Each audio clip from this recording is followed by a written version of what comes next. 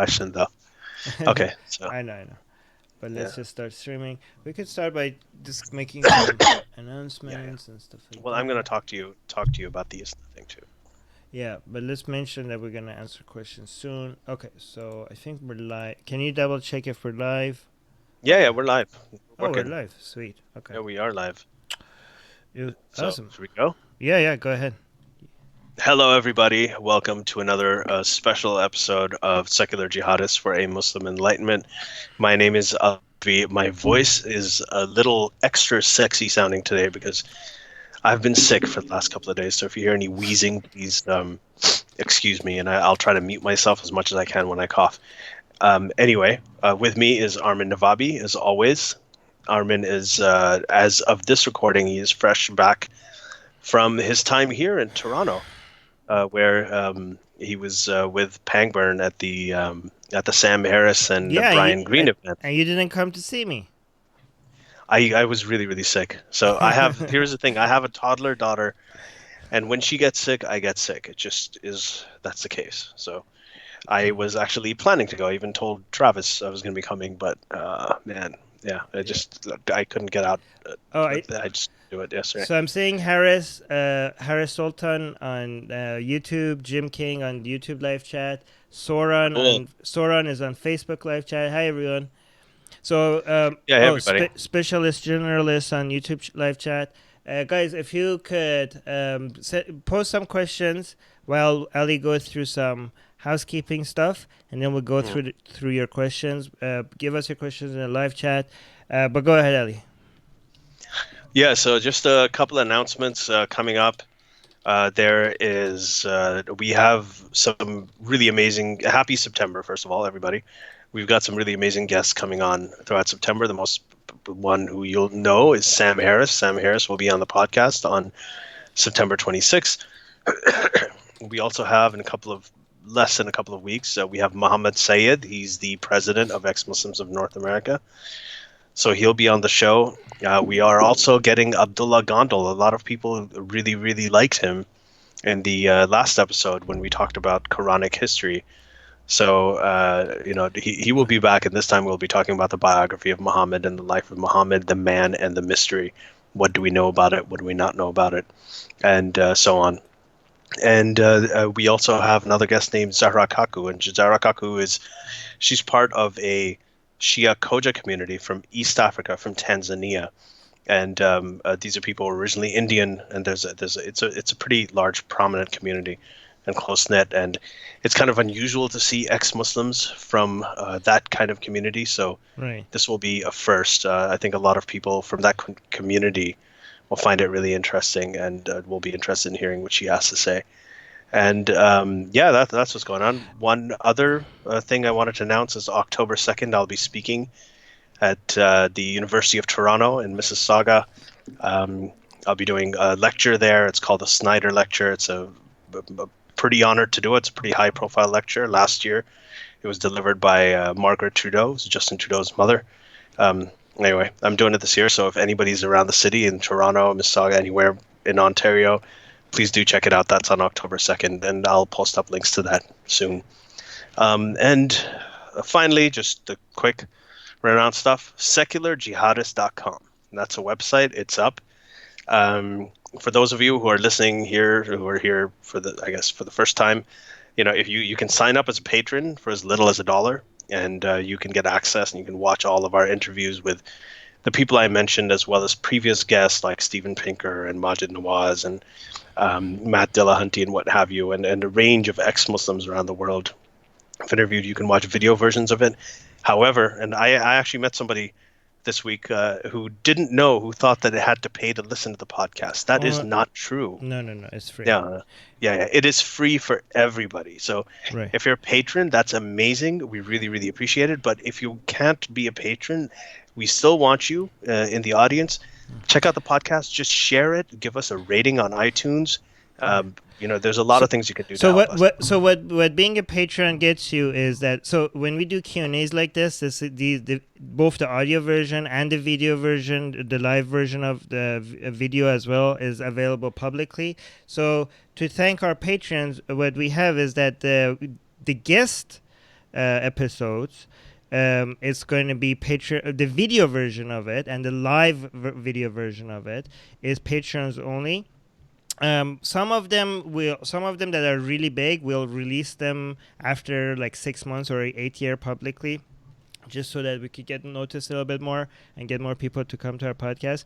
But most video versions are only going to be for patrons, but everybody is going to have access to the audio. The whole point of having patrons is so that we get support, so that we could give this content to free worldwide to everybody, right? So the people that are supporting us are making it possible for us to provide free content to everyone else. That's what the whole point of being a patron is, to make it available to people that can't be patrons.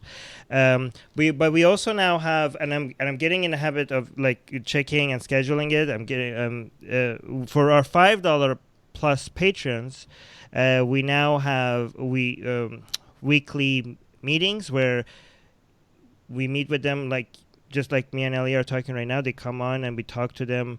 We have discussions with them on air.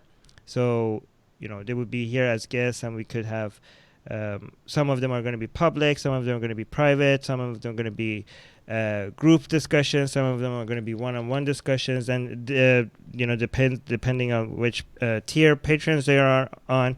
But I'm looking forward to that, because that's going to be fun to actually talk to our patrons. We already did a few. Some of them were private, so we didn't post. The one that was public was with Obeid. That was really fun. And I scheduled a few more for next week. Some of those are going to be public, so I'm going to share those as well with you guys. Our patrons are actually very smart, so the ones that are public, I'm excited to share that with the rest of with everyone else, because they are actually great guests to have. So some of them actually think like they don't have anything interesting to say, but once they start talking and asking questions, they end up being very interesting. So I'm looking forward. It's fun to have discussions with patrons. So if you're a $5, by the way, I can't go to every single patron and ask them to take advantage of these rewards. So please come to us and like see what if you want to have meetups with us, like come and initiate the discussions on Patreon. And I have instructions on how to set it up, and we'll get those. By the way, Ali, you're seeing the YouTube live chat. Soren is on the Facebook live chat, so he has some questions there as well. So I'm gonna read those. He's just one question there. He's saying, what really happened in Houston? But then we could go on the okay, so yeah, there are a couple of questions about what happened in Houston, so we're going to get into that for a little bit. I just want to get to some of the smaller questions so we can get those out of the way.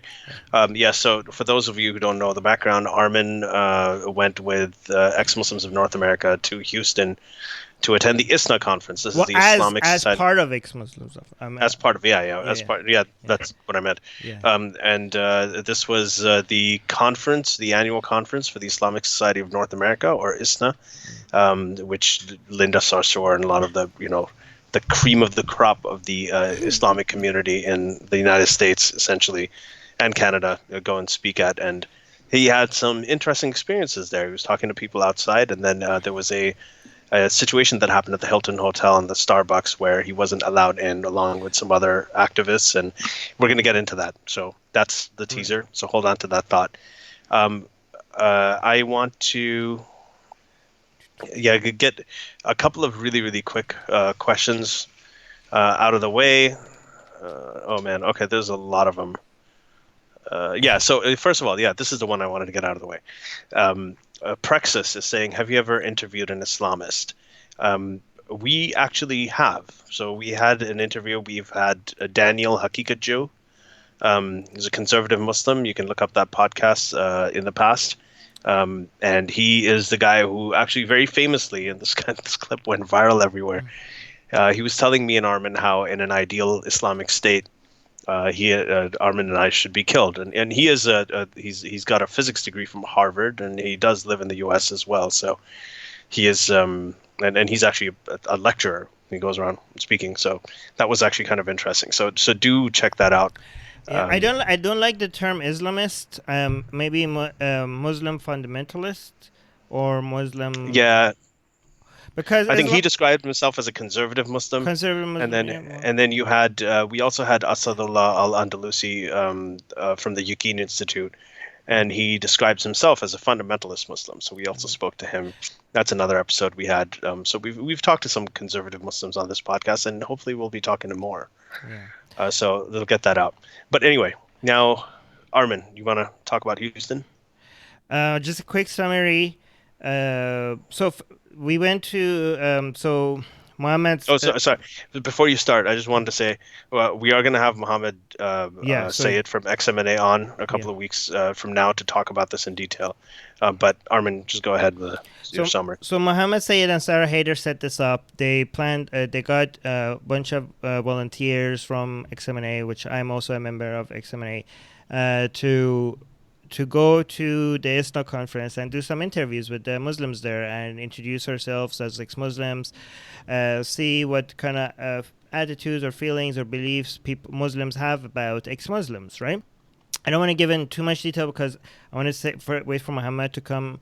And there's going to be videos release of all the interviews that most of the interviews that we did, I think, released by XMNA. So look for that. But we had so many interesting experiences. One thing I mentioned that I'm pretty sure is going to happen based on my experience with Muslims in North America, and it did happen, is that most Muslims were going to say to us that, yeah, it's fine if you're ex-Muslim, right? Most Muslims, at least in the United States, would say that, right?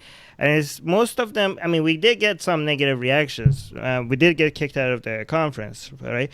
But most people, most Muslims in general, were very accepting, even though they disagreed with us. They said, "Yeah, so you're right to criticize Islam.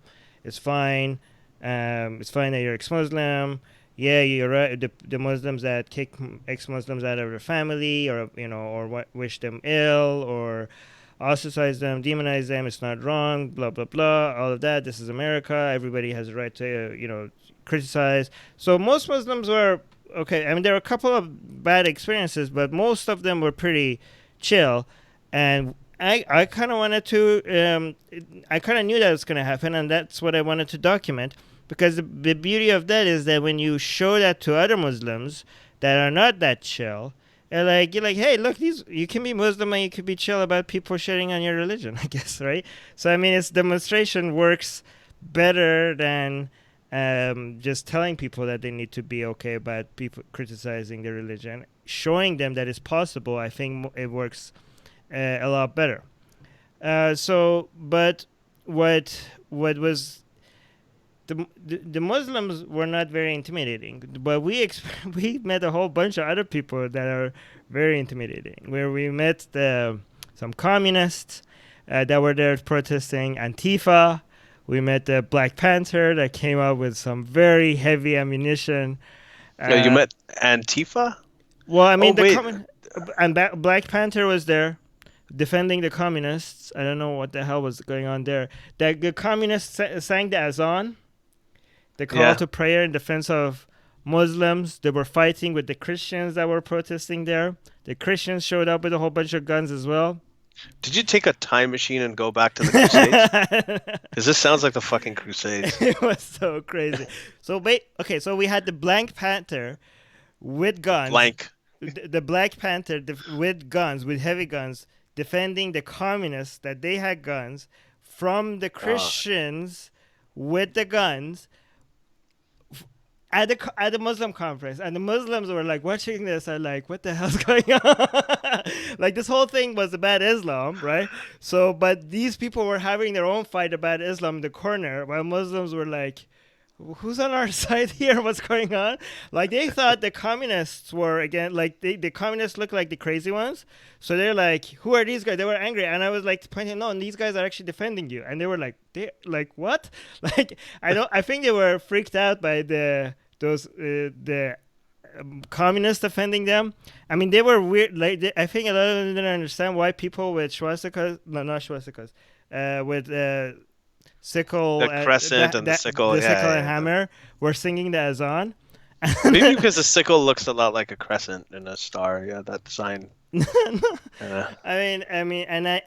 So okay, so yeah, you have to, on the other side of the street you have people, Muslims going into the conference, but on this side of the street, people that were there to protest this whole Islamic event, they were having their own fight with each other, separate from these Muslims, which has like they're missing like it was so telling of the political climate because I think people are just fighting about Islam and just bypassing Muslims. Like the left and the right are just fighting about Islam and they're not even talking to Muslims. And that's what we were there to do. We were actually talking to Muslims, right? And this is my whole philosophy. Like because I have given up on. No, I haven't given up actually, but I think that um, the main focus shouldn't be convincing the left that Islam is dangerous and focusing a lot of people on the right, not everybody, like a lot of people on the far left that Islam is dangerous, and for a lot of people on the far right that we shouldn't be attacking Muslims, we should be attacking Islam.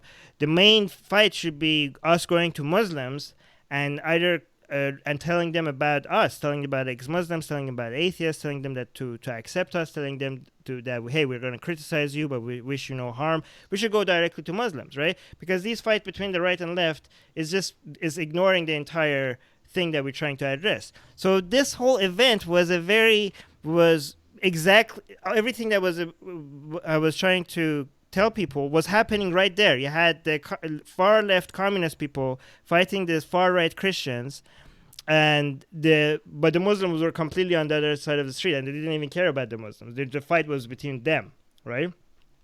Um, anyway, so we went to a lot of the Muslims. We talked to them, and it was mostly great. But I had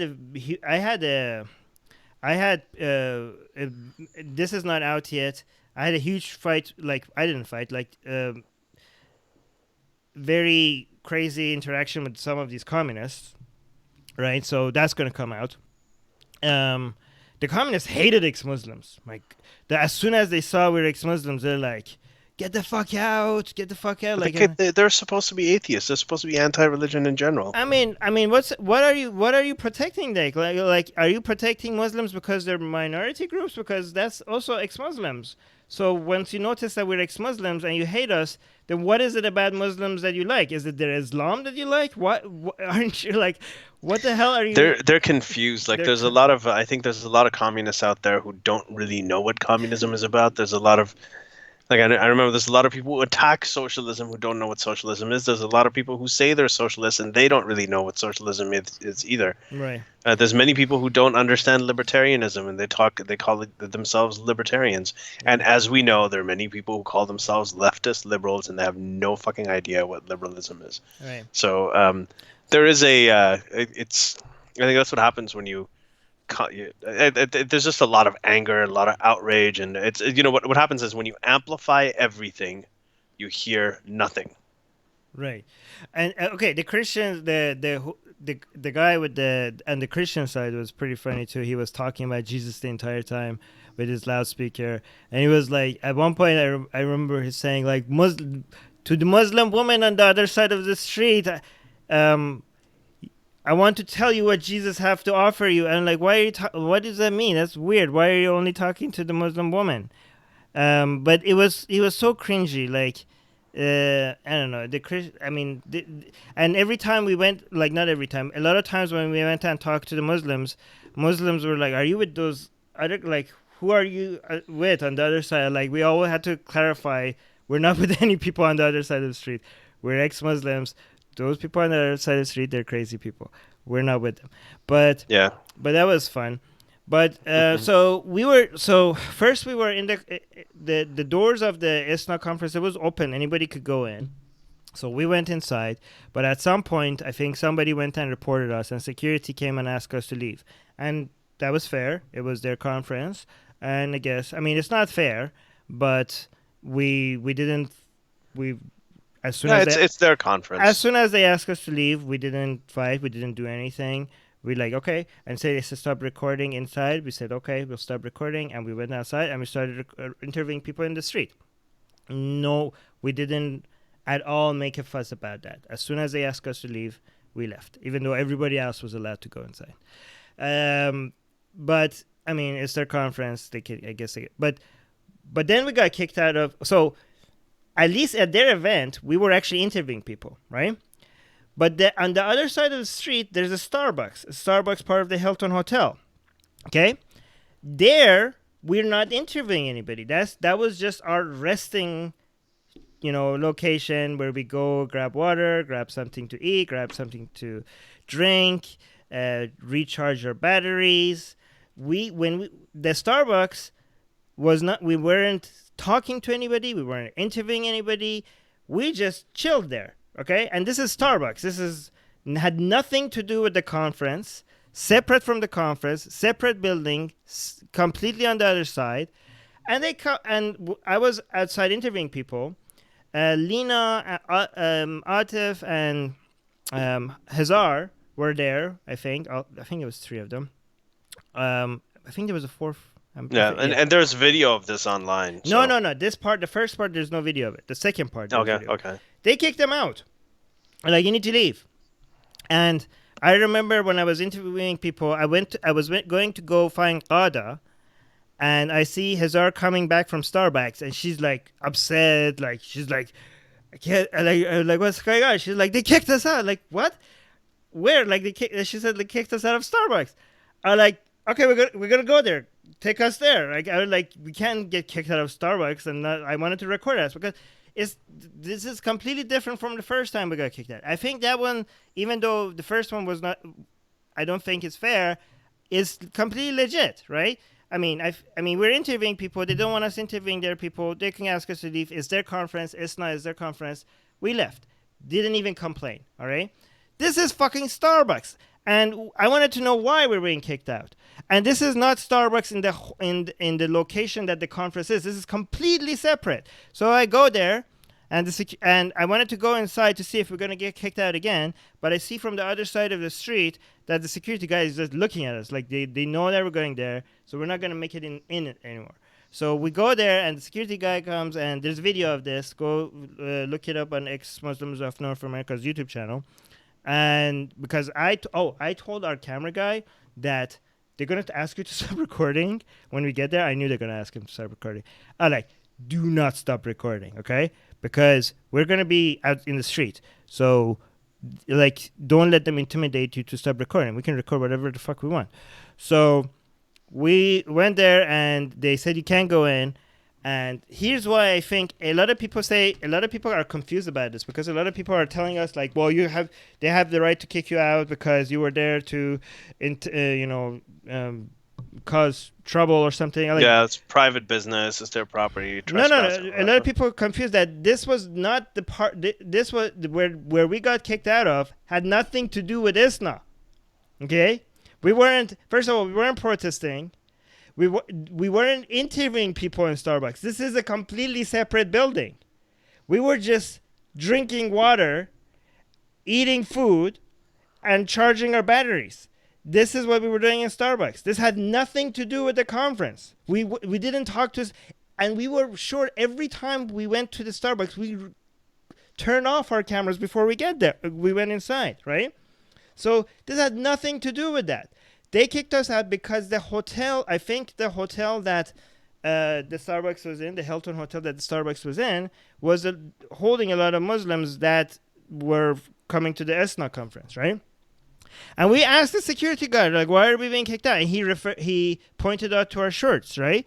But the good thing, this is a great thing, because one of us, I wasn't wearing a shirt.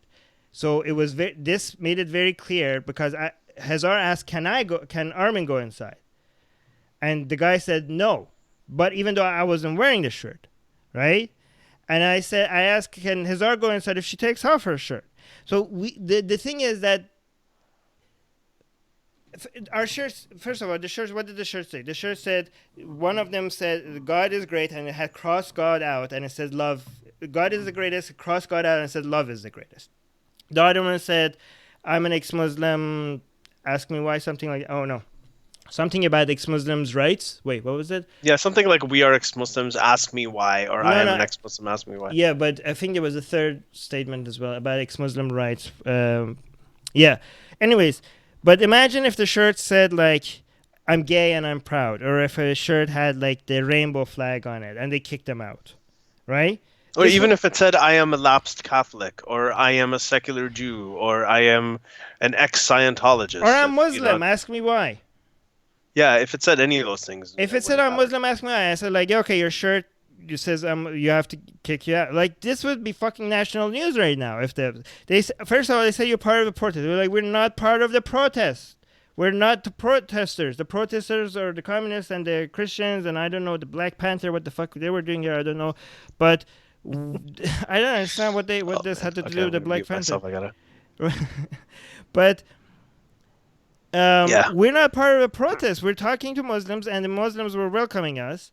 And they said the shirt, like, first of all, the shirt didn't matter anymore. But the thing is, it was obvious that it was about our position because they said, if even me without the shirt, I'm not allowed in because the shirt. So here, see the combination of them pointing to our shirt and not letting me in, even though I wasn't wearing the shirt, shows that the shirt itself, wearing the shirt, was not the issue.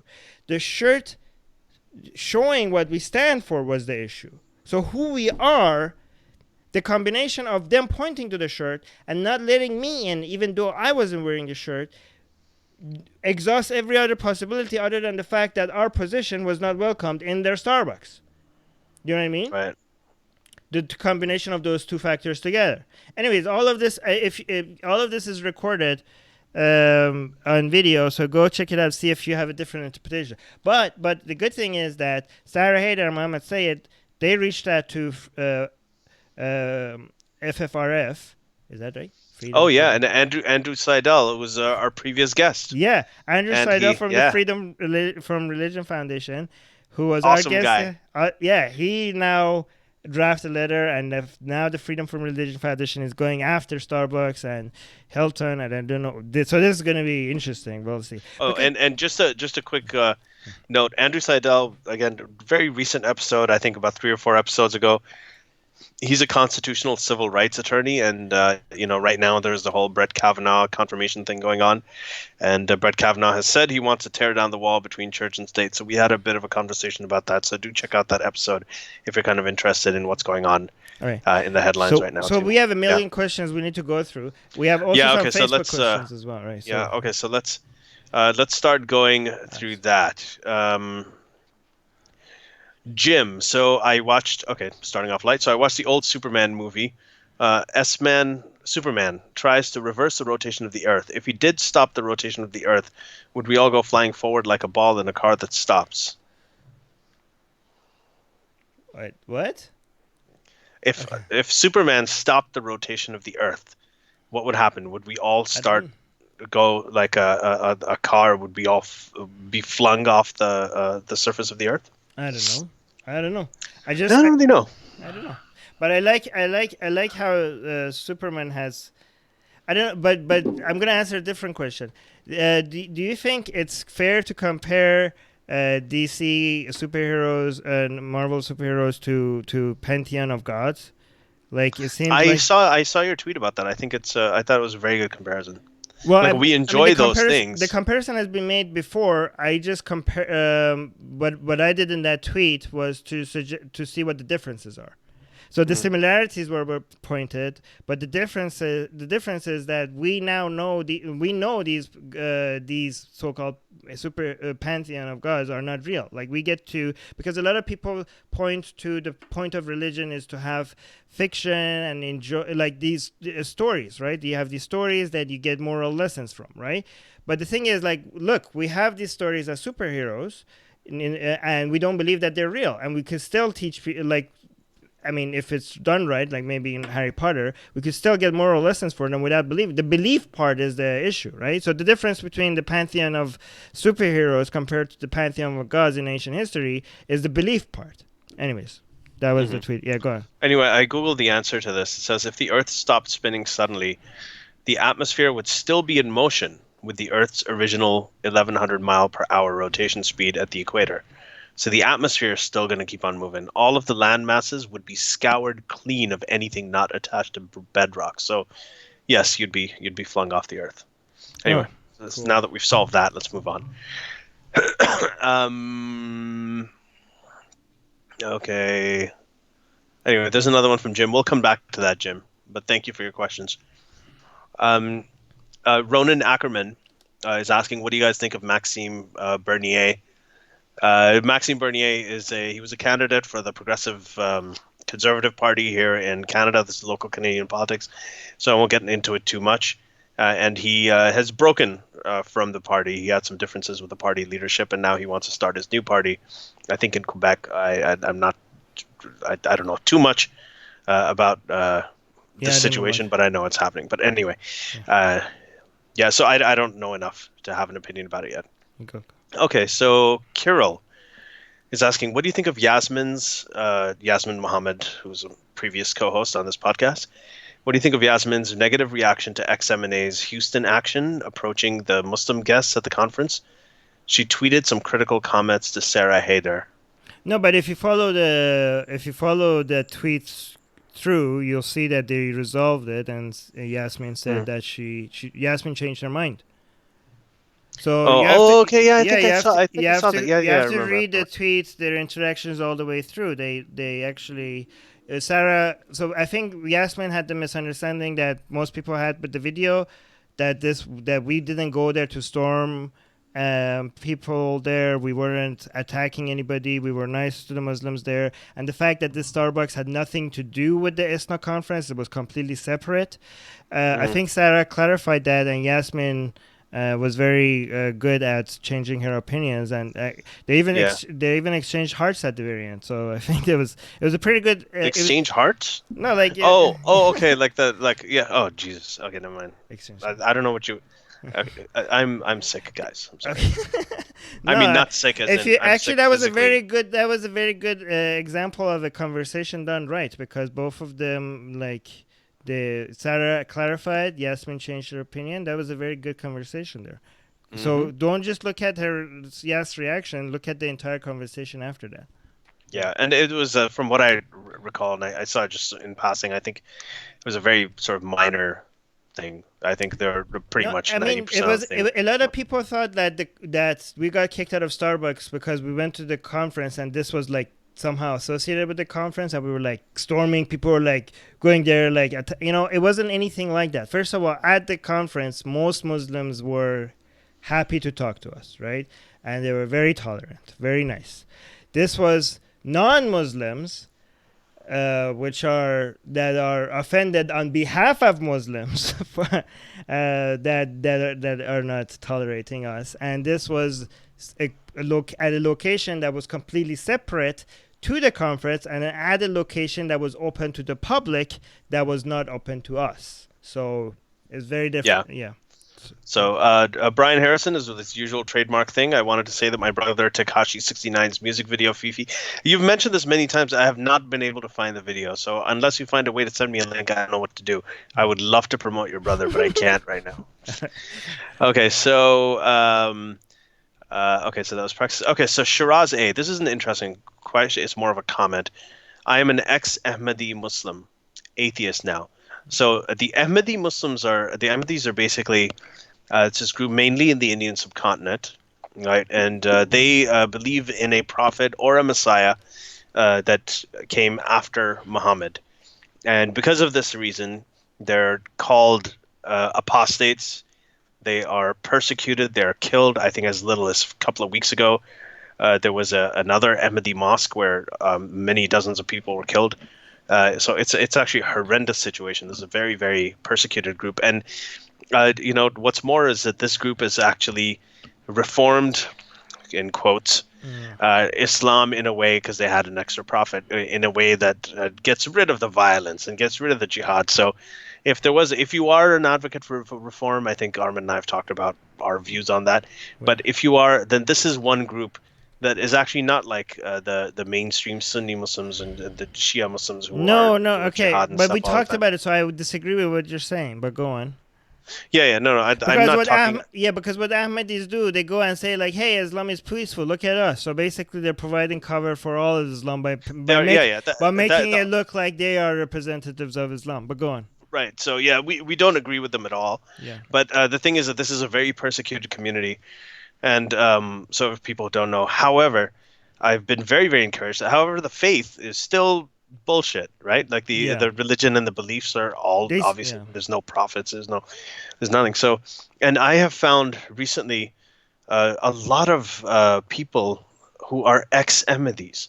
One of them I know very, very well. He's not totally out yet, but he's a Yeah, I fantastic know who you're writer. talking about. You know who I'm talking about? Yeah, I'm waiting Yeah, for him we're to come. waiting. I've given him an open invitation on this podcast, and when he's incredibly articulate, incredibly brilliant, Yeah. and he has also made a coming out video that I think is going to apply for all ex-Muslims. That is, and I saw some clips of it, and it looks fantastic. So, sorry to pile on the pressure if you're listening, but anyway, I can't out him right now. And then I saw another post of this guy who had written that he left Ahmadiyya. And the reason I saw this post is because he had actually So this actually, attributed. can I say something about it? Yeah, This shows to me how important critical thinking and logically thinking about stuff is. Ex Ahmadi shows you that even when you try to make a version of Islam that is rainbows and butterflies, people are like, yeah, no, this doesn't make sense. All right, so you still have people leaving, right? yeah, So yeah, logic for the win. But go on. yeah. It's amazing. So when I wrote my book, I actually learned a lot from arguing with people who are Ahmadis, because what they've done is for the last several decades, they've started countering a lot of the stuff about violence in Islam and everything. They've come up with apologetic arguments, and they've honed and developed them very well over the last few decades. They're ahead of the sort of the Reza Aslans and everything. They've been doing what Reza Aslan's doing for decades now. So I use a lot of because I remember when I read Ibn Waraq's "Why I'm Not a Muslim," and I felt like there were counter arguments I could make towards that if I was an apologist. So I tried to preempt that in my book. And the recent post I saw from an ex-Ahmadi was someone who actually had quoted my book a lot, and he'd actually reached out to me and said that the book helped him leave Islam and leave Ahmadi Islam as well. So it's been like these stories I'm hearing more and more. So Shiraz, get in touch with me, email us, let us know your story, and we would love to hear about your experience. And thank you for the comment, actually. So another a question from Brian, legit question. I don't know if you guys answered this last time okay. What do you tell people who say morality can only come from Islam? Basically, the morality issue. Morality can only come from religion. We have discussed this Oh a my lot. I think God. All right. we even have an episode on it. First of all, if you look at Islamic scripture and you look at a lot of the stuff that's in there about killing infidels, what it says about Jews and Christians, making them pay a tax or convert, otherwise you keep on fighting them. The treatment of women, all of that. I mean, there's nothing moral about any of these. There's nothing moral about believing something without evidence. Just ask him for ask him for an example. Be like, give me one example of morality that comes from Islam that can't come from anywhere else. Just ask him for a single example. Right, and this is the Hitchens challenge. Like, show me one act or utterance from a believer that could not have been made by a non-believer. Right. A good act, a moral act. So anything that they say, from giving charity to treating orphans nicely to all of that stuff, everything that religious people do, right, non-believers do as well. But well. on the other side, if there's exactly. a lot of examples of evil that you could get from religion that you don't get from anywhere else. Right, and there hasn't so far. There's never been a satisfactory answer to the Hitchens challenge. So yeah, actually, that's good. Yeah, Hitchens challenge. Yeah, okay. Yeah, just use that challenge. But that's such bullshit. Sometimes some claims are, you hear it a lot, and you answer it so often that when somebody says it, like you always. This is why I wrote the book Why There Is No God, because I was so tired of answering the same questions that I'm just going to compile all of this in the same place. And anytime somebody asks me one of these, I'm just going to send them a PDF of my book. Because you go over it, morality from religion is such a ridiculous claim that you're like, oh my god. But the thing is that you can't dismiss it either, because even though somebody comes and asks you that, and you have gone through this 1,000 times, and for them this might be like a new investigation, so you can't just be like, oh, go fuck yourself, what kind of stupid question is that? Because they're looking at it from a fresh perspective. This might be their first time, or they may have never heard the counter arguments. So but it becomes repetitive at some point. But And yeah. another thing is, it's 2 quick points on this. First of all, I think morality comes from empathy. This is something that we know. It's Well, if depends. I'm Yeah. walking, yeah, I know it depends. It's complicated, Yeah. and yeah, there are a lot of people who've written it. Simon Baron Cohen, Sacha Baron Cohen's cousin, has written about it. Paul Bloom has written about it. It's many people. The desire for morality comes from empathy. Yeah. But the best method, but empathy is not the best tool to figure out what's moral. Exactly. Right. But the idea of if I want to give a homeless man my leftovers when I'm walking back from a restaurant and I'm full, I mean, usually I'm not going to be thinking about going to hell or what does the Quran say or anything like that. I'll be looking at, okay, this guy looks really hungry. His ribs are sticking out of his chest. He's very skinny. I've eaten. I'll just give him the food. It's just that there's nothing else that goes into my mind except, okay, I know what I would feel like if I was in that situation. The other thing I would say is I'd recommend reading Frans de Waal. That's Frans Dewaal. Or the moral landscape by Sam Harris is awesome. Yeah, you can read that too. But Frans de Waal has actually done studies in primates Right. to look specifically at morality and whether it's So hardwired or not. read that book by Frans de Waal to read where our desires for morality come from. But read more and watch his YouTube videos too. Yeah. He's got YouTube videos of his experiments with primates. read moral landscape for Sam Harris for his suggestions on how to respond to our desires. For what are some effective ways of looking at responding to achieving moral standards, coming up with moral standards. But a very simplistic way of looking at it, for if some, like a lot of people say, like, oh, if there is no God, why not just rape people and kill people and just punch people randomly and rape your mother? Like, why not just do that and like have put a kid in a milk, make a milkshake out of it? I don't know, like.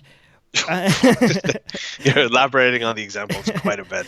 But the idea. I'm just what I say to them is like, well, okay, so you're saying that if tomorrow is proven to you that there is no God, you're gonna go rape your sister? Is that the only thing stopping you? Like, is the only thing, like, you really want to rape her sister, but the only thing that is stopping you right now is a belief in God?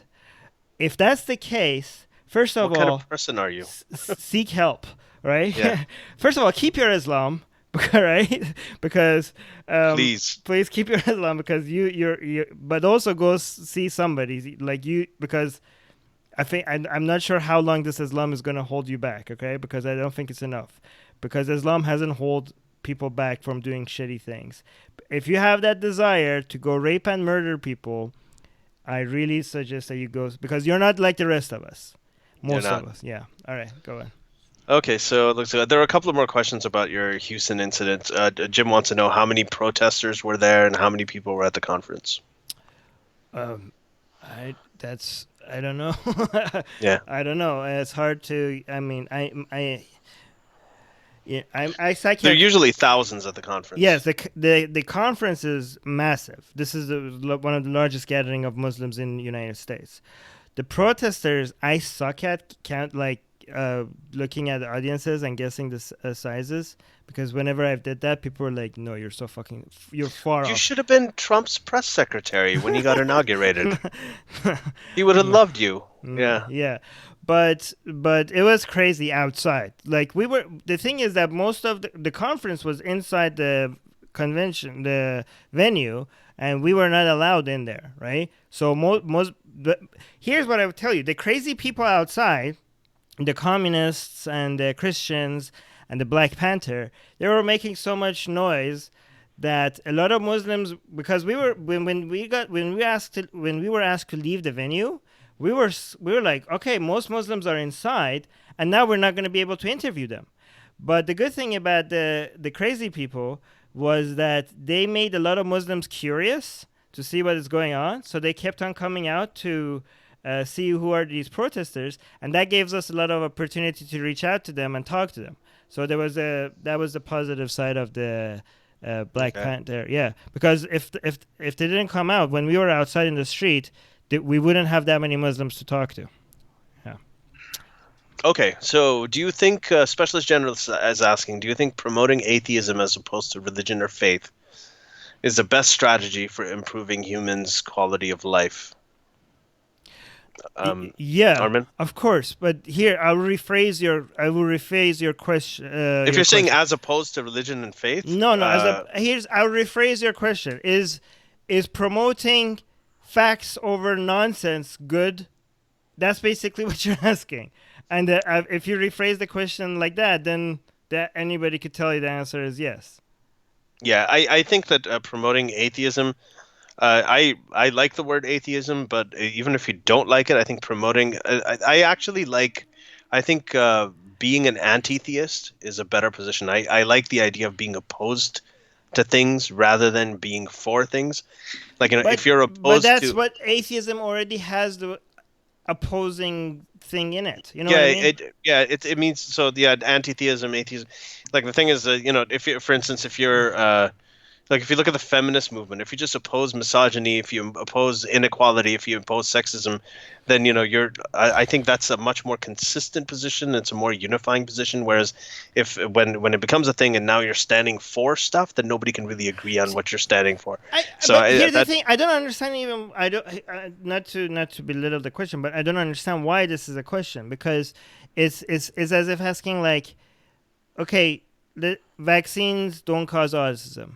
Do you think we should promote the idea?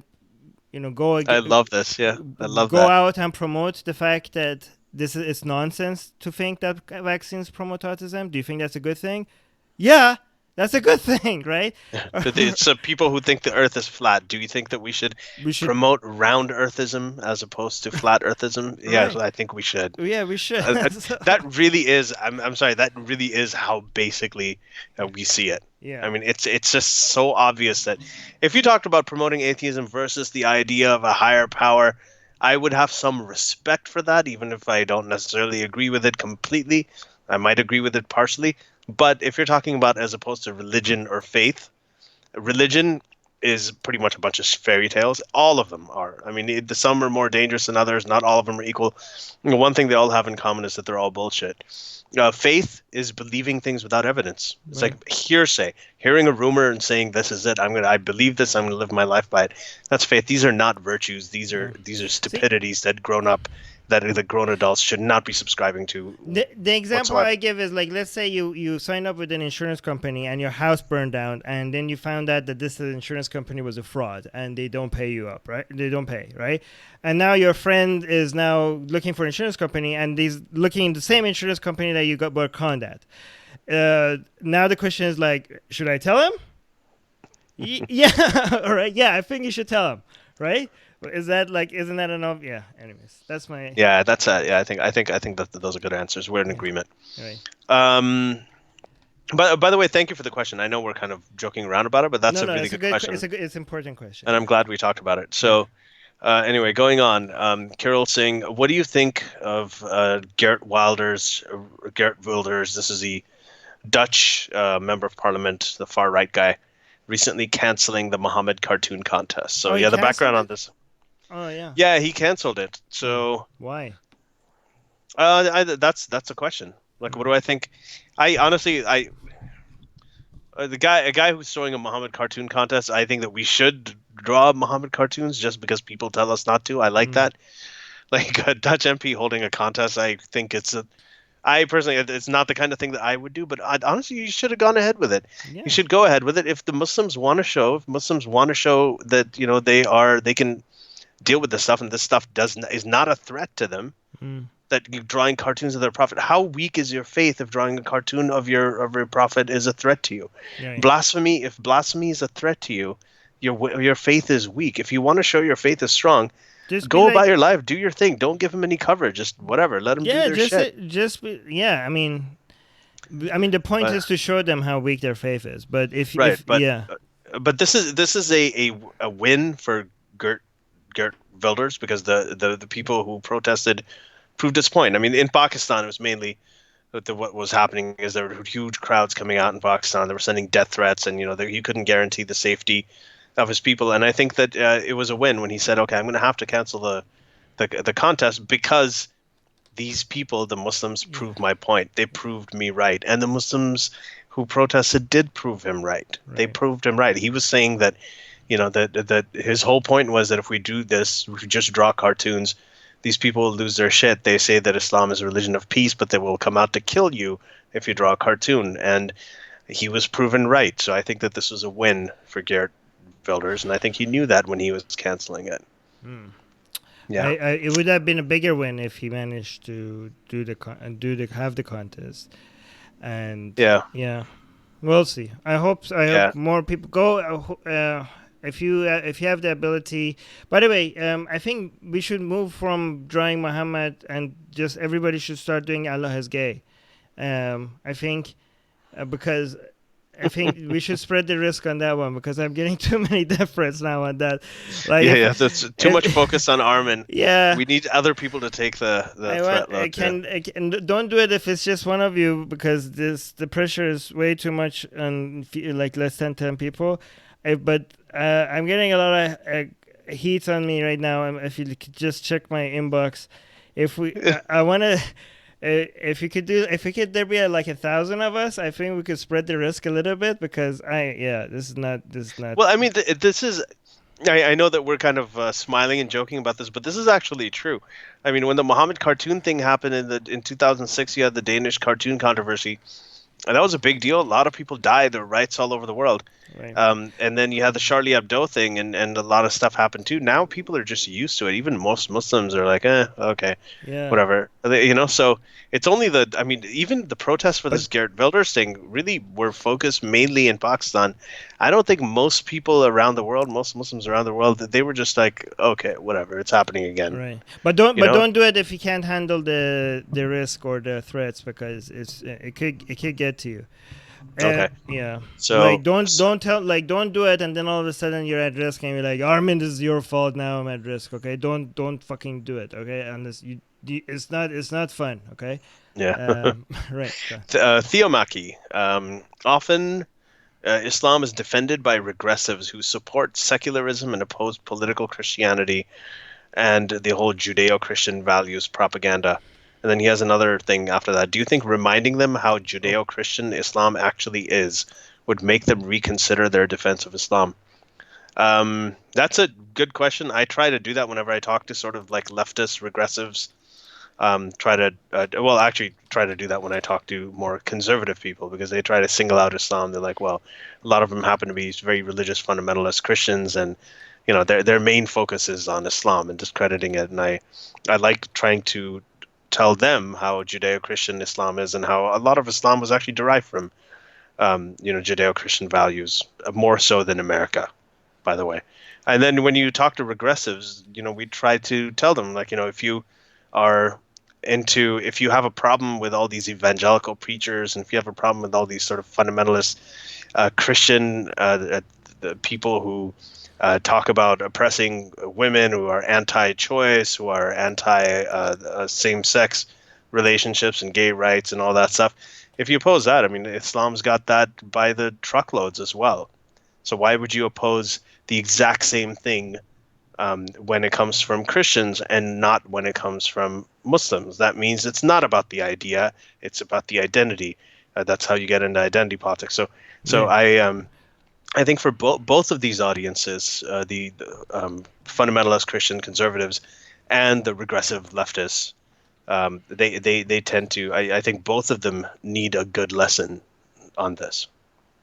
By the way, we have to answer the Facebook. There's one Facebook question. Go for it. Um, Michaela, I don't know. What do you think of? So wait, no, I'm gonna get this right because Michaela. What do you think of the adherents of Abrahamic religions that haven't read their holy book? You mean most of them, basically? Yeah, I mean, I think that even among Muslims, Yeah. Most of these people haven't read their holy book. Most Muslims are not going around killing infidels and everything, even though a lot of them do support it. So it's a very Subordinate. good thing Yeah. that's human being. My wife Actually, I Elishma don't know. says that. I don't know if it's a good thing because a lot of people say like it's a good thing that Muslims don't take their holy book seriously.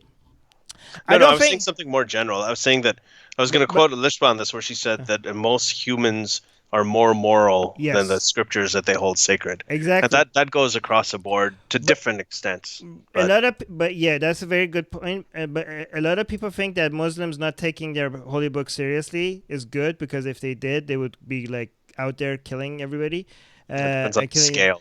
And I Good don't, compared to what? and I think that's not true. I think if most Muslims took their holy book seriously, they would be leaving their religion. Most of them would be leaving their religion. Oh, okay. All I see right. what you're saying. I Yeah. think because as Alishba said, most people are It- better than the books that they hold sacred. So if you actually read it and they were honest about what they said, they were like, "Yeah, this shit is not for me." That's now. This is one point where this is role reversal here, because this is where Armin seems more optimistic about people reading the Holy Book, and I'm a little pessimistic. I think that a lot of people who would read it from beginning to end, I think people like us tended to leave it, and I know there's a lot of people who do leave it, but but you'd have to have them read it very No, see, objectively. here's the thing. I have very low my expectations of people's intelligence is very low, but my expectations of people's sense of sympathy. I think sympathy is very common. Kindness is common. Yeah, Intelligence is not very common, but sympathy and kindness is very common. And yeah, I and think intelligence actually is sort of it can intelligence can actually cause you to do justify very bad things too. I mean, you can right. be No, really I'm smart. not. I'm not shitting on intelligence. It would be nicer if people were more intelligent. I just think that a lot of us that don't hang out with most people, we have our expectations of what the average people think about and how they analyze information is a bit high. Is too high. But I just think like even people that say like, oh yeah, ex-Muslims would deserve to die, even those people, if they see like they would like faint with this first sign of like to see blood, they would be like, they would be grossed out, they would not want to hurt anybody. Like these are just things that they're repeating. I just think most people are kind. I mean, I hope, Hmm. but I just think that uh, even people that read their scripture, they either just say, "Yeah, I guess this is right," but they don't really think about it. They don't, or they don't really think about it honestly. Honestly, but if they did, they would. It wouldn't match their own sense of, you know, more sense of kindness. It wouldn't match it. And if they were honest about their scripture, if they read it and they would honest about what it says, I think most of them would be like, "Yeah, I give up. This is bullshit." Yeah. Yeah. So yeah, we have a lot. So a lot of you guys are making comments, and that's great. And some great comments. People who want to watch the YouTube chat, all these comments will be available for you to watch, just to read as well. But Yeah. we're going to focus on the questions here. So No, yeah, but again, have discussions with each other in the YouTube live yeah, feel chat free. because Yeah. because it will be on the video for everybody to see. So feel free to do that. But yeah, Okay. focus on the So question. someone here whose username, the first name is cunt again. That's just what it is. I'm reading. Is asking a very good question actually. Is the Muslim world anti-abortion, or does it vary by sect and country? So this is actually a really interesting question, because Islam, this is one place where Christianity is a little harder on women and harder on the idea of abortion than Islam is. Generally, there's a consensus across most sects that the soul of the human being is breathed into or is inserted into the embryo or the fetus at 40 days after conception, or and some people say it's 120 days. It depends on who you follow, and depends from sect to sect. But for the most part, abortion, especially in the early stages, is not really as much of a big deal in Islam Right. as it is in, for example, fundamentalist Christianity. In practice, however, in a lot of countries, I don't know, what is it in Iran? I remember when we So talked to Masi, she yeah. said that you can't have abortions there at all, or No, is no. I it? think I think based on my understanding, it was different early after the revolution compared to later, and then it got worse. So it was really bad. It was really anti. Okay, so my mom, early, she got pregnant. She wanted to have an abortion. She was a university student, and she went from doctor to doctor, and it was illegal at that time. This was early years after the revolution, and every doctor told them like, this is illegal, I can't do that. And she was so desperate. Eventually, the last doctor she went to, um, the guy said no, but she was so desperate that the doctor said, okay, I can't do this for you, but I'll teach you how to do it with a coat hanger. So my mom went to her dorm, and she did, you know, did it with a coat hanger, and she almost died because she was bleeding all over the place. The entire mattress was soaked. She passed out from losing blood. And she said she watched she flushed the fetus down the toilet, and she watched it like go round and round, and so it was a very traumatic experience for her. But that was her experience, and then I guess it. But how far along was she? I don't know. I wasn't. Yeah. It wasn't me. I guess that's a good. Yeah, you told that story before when we were talking to Messiah, and it just makes me cringe. But then it became legal for some reason, I think, and then it became illegal again, I guess, after Khamenei mentioned that we should. But is it illegal across the board, or what if it's in the first 40 days, first month? I don't know. Is it legal then? Because that is a distinction that most of these places make. Right. I don't know about the law from country to country, but but generally for example, when I was a teenager in Iran, I was able to go like buy a condom from pharmacy, no problem. But apparently, after I left, there was some things that happened that all of a sudden. Stopping a pregnancy became a bad thing because of something. A teenager? How old were you? When did you lose your virginity? Well, I don't know. I think am I putting you on the spot? You have to answer the question. I think I was 16. I think, yeah. 16. Well, it depends on how you define losing virginity. Oh, come on! Don't Jordan Peterson me. No, okay, does oral sex counts as losing virginity? Oral sex is not. I don't think that it would be. But you use a condom for oral sex? No. But this wasn't about that part. Okay, so if oral sex makes you lose your virginity, then I think 14. But 14. If it doesn't, then 16. Oh, then 16. Okay. Yeah. All right, that's great. Okay. Well, that's amazing. Of course, you didn't lose anything. You just gained. Yeah, my dad, my parents are way more liberal than we were. My dad told me that at one point he always told me that where's your girlfriend? Why didn't you have a girlfriend when I was a kid? I was like, Dad, I'm 12.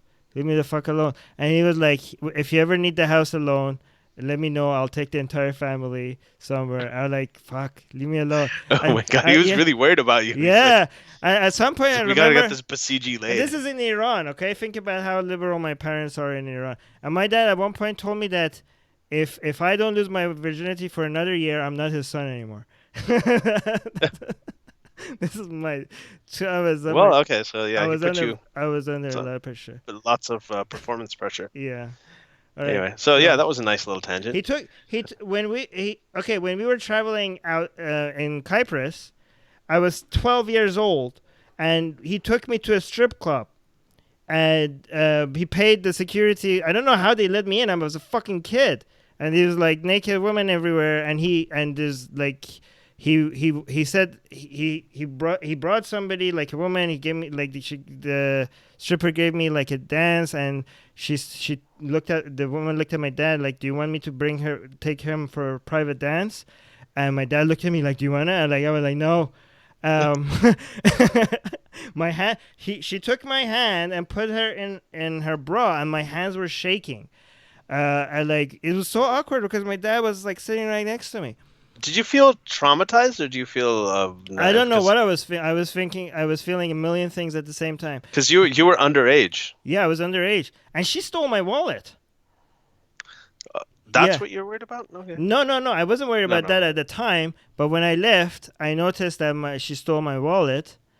I guess yeah. So that was my first Oh. experience with another woman. 12. Dude, we're finding out so much. I could spend the rest of the episode on this. Honestly, I Anyways, think the rest of the people could too. Like we could just hear all about Armin's escapades in Iran yeah, as a hormonal youth. Anyway, so we'll keep going. yeah. Okay, so the abortion question, Theomaki, do you think a good way of getting the left and right to see eye to eye is by getting them both to agree on secularism? I had a friend who, after talking, became a right-wing secularist. Separation of church and state, I think that's a good starting point. Wait, what's the question? Secularism, again, is not, it's, to get the left and right to see eye to eye. I guess you're talking more in an international context. It would be to get them both to agree on secularism. And secularism is not anti-religion. It's just the separation It of is religion and state. anti-religion if your religion is in power. It is. Yes, it is. Yeah, yeah. So secularism is, but the idea of secularism is just separation of religion and state. It's not anti-religion in the sense Oh, that it's also you're not allowed it's to practice your well, religion. it's also against religion if it's your religion is for dominating the world, right? Well, So yeah, it's against that. It's against it's secularism is fundamentally against a religion that is political by nature. yeah, but if you have, even if you, so I guess this is a question. I think a lot of like all of the Abrahamic religions are political by nature. But Mm, if you want to mix your religion with the politics of the state, that is secularism. But if you want to practice your religion, the non-political aspects of it on your own, yeah. in the privacy of your own home or whatever, in the privacy of your religious whatever it is, then you can. You have so, and it also depends. There's different degrees of it. The kind of secularism they have in France is a little bit more overtly anti-religion than the kind of secularism you have in the United States. But secularism, just by definition, is just separation of religion and state. Yeah, but if your That's the idea. religion is supposed to be part of the state, Part of that's then exactly secularism is part against your religion. yes. So secularism, by definition, would be against religion if you were in Yeah. a theocracy. So anyway, I think that the left and right in the West generally are do know what this is, religion, separation of religion and state. And Western societies have a pretty good idea of this. The U.S. even has it in its constitution. However, around the world, I do think that even if you talk about this in the Muslim world, it's a little tough. This is something Raif Badawi basically talked about. He advocated for secularism or just separation of religion and state. In Saudi Arabia, they threw him in jail for being anti-Islam. So and that is a state where Islam is part of the government. So Yeah, but he was saying it's anti- even without having a theocracy, the Quran specifically, it's pretty clear that your religion is supposed to be part of the state. But go on. yeah, but I mean, so is the Old So Testament. secular, Nobody really does that. well, It has all kinds of penal codes. It has all kinds of yeah, but prescriptions on how to buy and sell. we know. I mean, to be fair, okay, I'm not. To be It's just nobody follows it, right? Like no, no, nobody. but to be fair, it's pretty clear that the Old Testament is talking to the Jews. Well, yeah, it's It's not talking supposed to Jews, but dominate the whole planet, right? Islam is supposed to dominate both worlds. sure. But the Old Testament does say it gives you instructions on Yeah. what you do when you go into a city, So how yeah, you yeah. take over it, how you take slaves, Right. what you do Yes. to you put a sword to the. It has all kinds of things on how to, and then they have their own sort of hadith system that came later with the all the rabbis and like the isnads, right? Like the isnads for these they had. And they had all this other, so there was a lot of law and a lot of legal Yes. and Yes. political stuff. It's theocracy. So it's just that nobody takes it seriously, and it's been severed from the affairs of the state. So No, yeah. that's why. Well, Israel is changing. Yeah, So except we'll see. yeah, with Israel, We'll see, like yeah. a lot of marriage laws and things like that in Israel are still very, Yeah. they're not secular. By the way, we need to get some secular activists from Israel on our show at some point. Yeah, we'd Because, love to do that. yeah, So we if want you to know see the anybody, battle between the secularists and the religious people in Israel. I want to see who's fighting that fight, and that would be very interesting discussion. Yeah. yeah. Okay, so next question is okay. Hold on, some more comments, especially about your intro. T-shirt idea for. Oh, hold on. Oh There was no, a I lost yeah, there my was a space. T-shirt suggestion at some point. I don't see what it is. Yeah, no, and I lost my space, so there's a Oh, lot of hi questions here. Casey, hi Christy, hi John. These are great Oh people. shit, there's a lot of questions. We're going very slow, All right, Armin. okay, go fast, So go we fast. gotta go quickly. Okay, let me find my Fast space answers. first. Okay, hold on. Da da da da da da. Okay, I think I just skipped over. Give me a second. Okay, there we go. I found my space. So, yeah, t-shirt suggestion was a shirt that says snakes, Genesis 3:1, donkeys, Numbers 22:28, and ants don't talk. These are basically a combination of different verses. So that was kind of funny. Okay. All right, so more stuff about the Starbucks thing. I'm going to skip that. We'll get back to the Hilton, the Starbucks thing when we talk to Mohammed Syed. So Yeah, we'll yeah. get a little bit more Look detail forward. on. Yeah. Look. Okay, more comments. Um, so another question: would you guys be attending Politicon this year in Los Angeles? What are your thoughts on Kyle from Secular Talk debating and culture? Um, Oh. I don't know anything about this. I don't know Politicon. I know Kyle from Yeah, Secular I know. Talk. Cole. I have several disagreements with him, but I like the guy. Yeah, I Um, have disagreements with him too. yeah, I have Ann Coulter, and I have even more disagreements with her, and I don't like her. But anyway, that's Kyle so is. yeah. I don't know enough Yeah. about this, Yeah. I but don't know. Kyle is too anti. I mean, he's great when it comes to secular stuff, and yeah, but he's very anti-intervention in a very religious, like very dogmatic way, I think, yeah, and very anti-America. I mean, I'm against many things that the United States did, but not against everything of the United States. I'm also pro a lot of things the United States have done, and against many other things it's done. yeah, But yeah, I think a lot of people have taken their anti-American stance to a very dogmatic level. yeah, yeah. So Imran Ali is saying Oh, hi. I am Muslim. Oh, welcome, Imran. Welcome to. I'm glad to see you here, and thank you yeah. We for need sending your more. question. We need to have more Muslims in our live chat. Yeah, we're looking for people to engage with. Yeah. Do you believe that the Quranic verses, which came 1400 years ago, should be studied with historical context academically rather than literally? Who's Thanks, asking that? Imran Ali, the That's a Muslim guy. very good question. So can should I answer this really quick, Yeah, go and then ahead. you can go on? So Imran, here's the thing. The Quranic verses, I do think that they should be studied in all kinds of contexts. The problem right now is that when people get into the historical context of every verse and they isolate every verse and try to look at the historical context, um, number one, first, it often makes the verses worse. Yeah. So if you may not know this, but I have a book where I've done this with a lot of the verses in one of the chapters. I think it's chapter 7, and you can go into it, and I talk about how many of these verses, like there's no compulsion in religion, or if you kill one man, it's like killing all of humanity. When you look at these in context, you actually find out that, and you look at the verses above and below them, or in front of the before and after them, it actually makes them a lot worse. The verses about slavery and taking prisoners of war actually also become much, much worse when you look at the historical context. Now, that's one thing. The second thing is when you take each verse in isolation and you take it out and you just look at that context, the historical context, you often miss another context. The other context is the verse in the book, how it appears in sequence with other verses.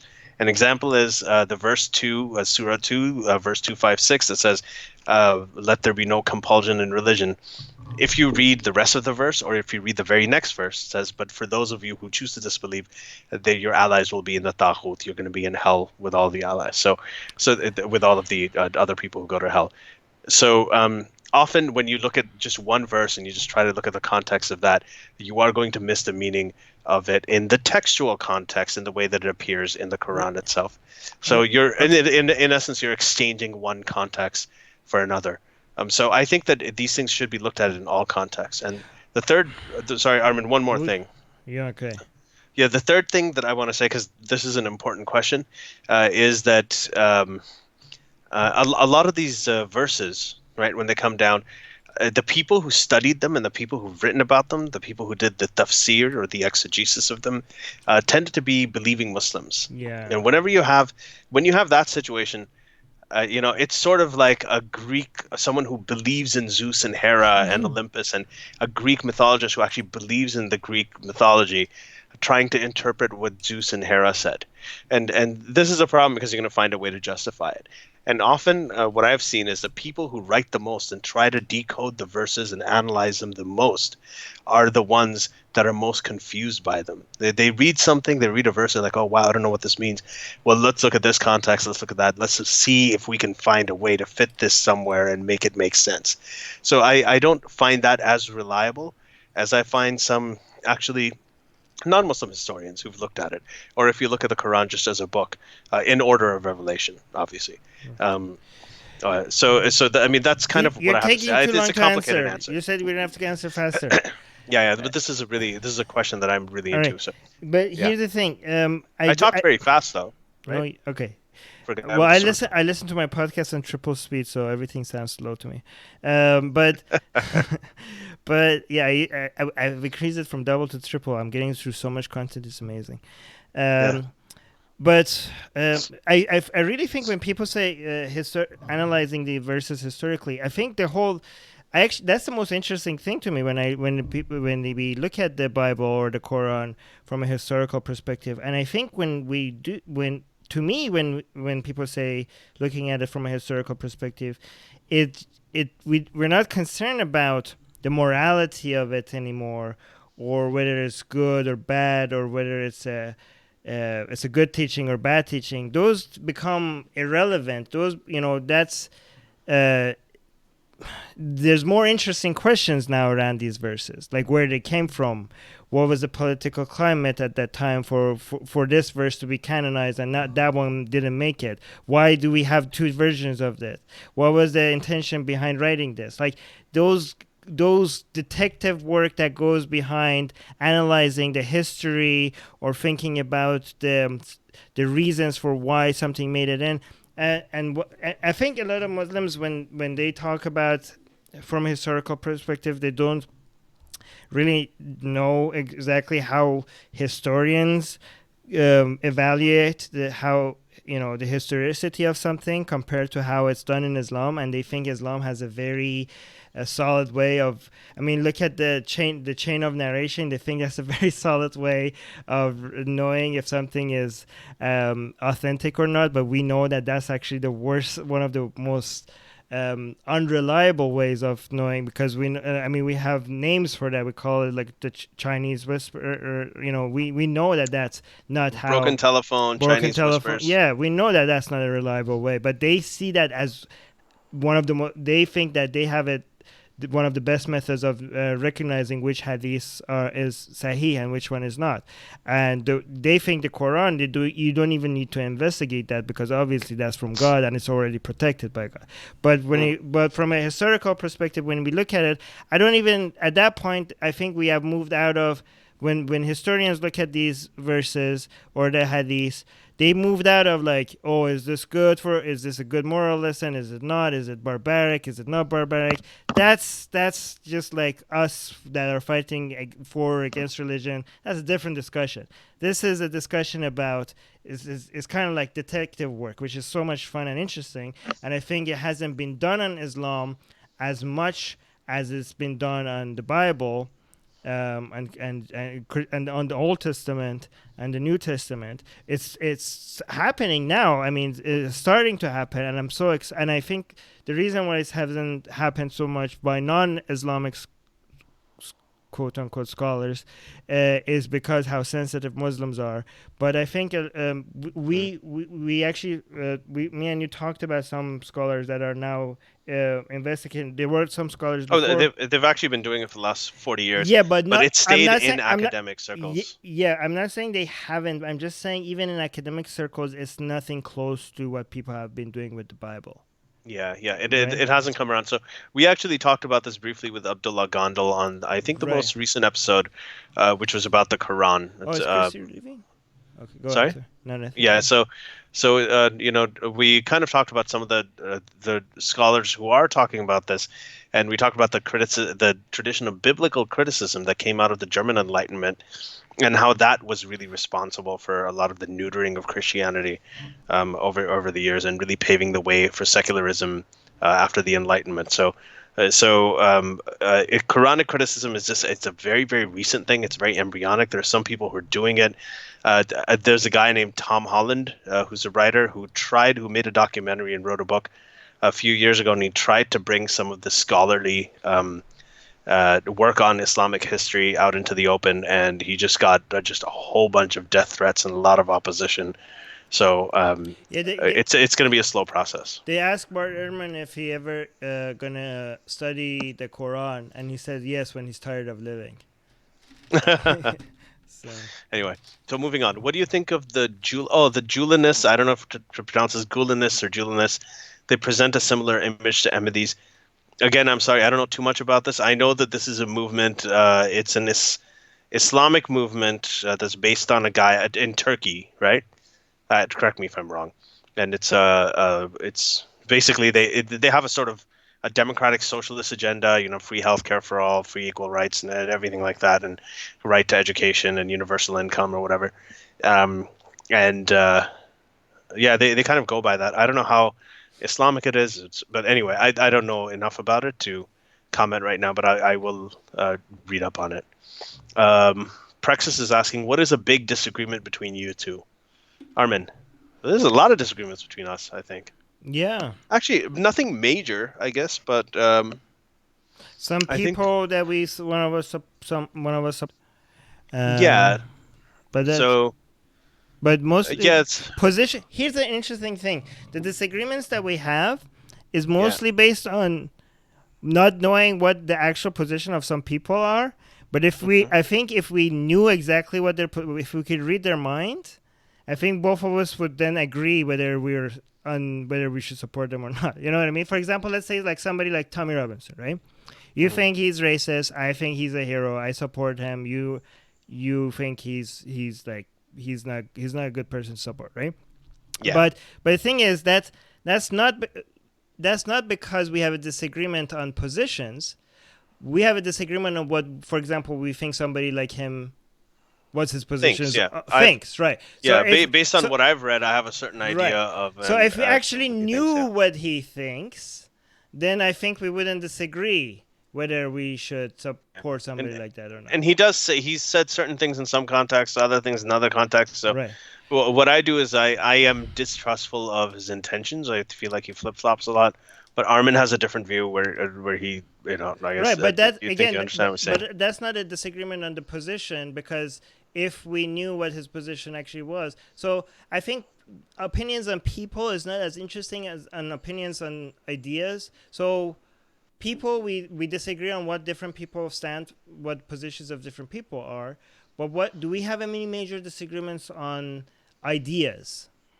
Like, are there any certain ideas that we have disagreements? Yeah, I think like there's some things that you said, I know, and I told you I disagreed on, like the circumcision, Holocaust thing. That's method. That's but even with that, I understand where you're coming from. So it's just a matter of, I think, anyway. Yeah. But yeah, there isn't. We'll have to think about that. Okay, no, actually, let's bring this up. I'm just gonna.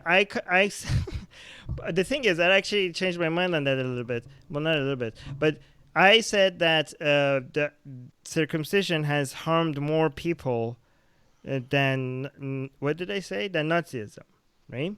Yeah. And I just basically said like that's if you add up all the number of people that are being tortured every fucking day by circumcision, because my concern over circumcision increased astronomically the day that I found out that they don't use anesthetics. Okay. We had an episode on this with Brian Earp. So I always thought like, oh yeah, you shouldn't cut people's penises without their consent. That's bullshit. That's fucked up. That's bad. You shouldn't do that. I guess it's not right. It should stop one day. But then when I found out that they're cutting them and they're feeling every single, it's like putting knife to someone's body part, and they're feeling that, and this is happening millions of times all across the planet as we speak. And like, okay, this is like a fucking human rights crisis right here, right? They're torture. Like, imagine if they grab on the news, they said like they grabbed a random adult in the street, they took him into a van, they tied him down, they tortured him with a knife on his penis, and then they let him go. This would be like, what the fuck is going on, right? And we're like, why are they torturing people like that? But we know that because that guys will go and complain to the police like they fucking tortured me. But we have millions of apparently to doing it to an adult, torturing an adult like that is bad. But if you do it to infants, it's not as big of a deal, even though they're more helpless. So yeah, I was like, okay. Yeah. So if you, the thing is that Nazi Germany came and went within one generation. This is a crime that is happening throughout all the time. The reason why I compare it is because people are sensitive about comparing it. But then if you actually look at it, then you say like, well, technically it's true. It makes people rethink how they think about the world. So that's why I make these comparisons. But then I realized that actually maybe I was wrong, because the harms of whatever the Nazis did to the Jews. By the way, we shouldn't say just the Jews, because it wasn't just the Jews. There's millions of gypsies and other people that. So 6 million Jews. There were 11 million and 6 million Jews. Yeah. 6 million Jews, but 11 million people in total. And the harms that caused wasn't just to the people that were killed or tortured. You should, if you really want to do a comparison, you have to understand that.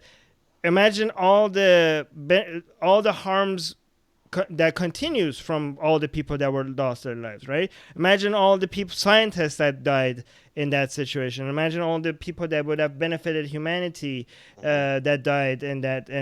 So if you add that all up, maybe my math doesn't work. But the thing is that I don't think there's anything wrong with comparing these things.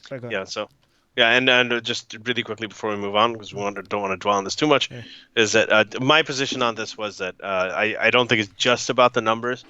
It's I was I was circumcised. I went through it. I know that it probably hurt like hell. I feel really, really bad for the infant me, and I've been writing about it for over 10 years now. I plan to write a book about it as well. Very, very opposed to it. But I still prefer that to going into what happened in the Holocaust.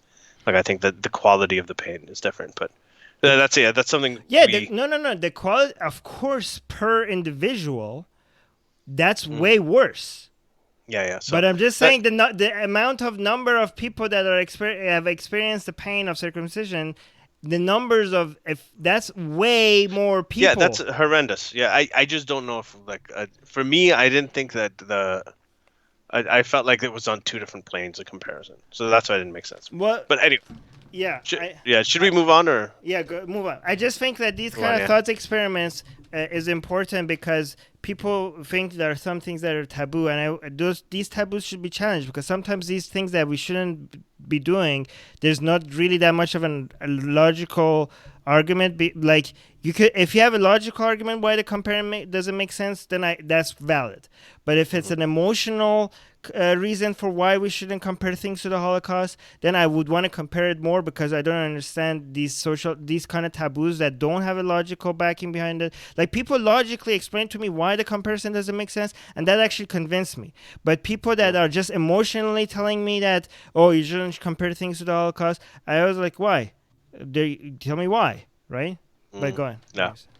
Okay, so next question comes from Shiraz. Can you guys get an Ahmadi apologist on your show? Yeah, actually we can, and we're going to try to do that. Shiraz, the guy, the ex-Ahmadi. We want to do that. We do also first want to get an ex-Ahmadi, because there are many ex-Ahmadi Muslims that I know of now, and there's even a Reddit group, I think, of ex-Ahmadis. So do check that out if you can. And we'd be happy to. By the way, Christy is listening to us in the hot tub. Oh, hi, Christy. She's awesome.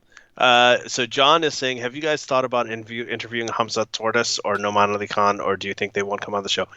I would hope that Hamza comes on the show. Hamza follows me on Twitter, and I follow him too, and that's actually a really good idea. I don't know why that name didn't pop up, but I saw his debate with, I think he had a debate with Lawrence Krauss at one point. He's also had a debate with Parvez Hoodboy.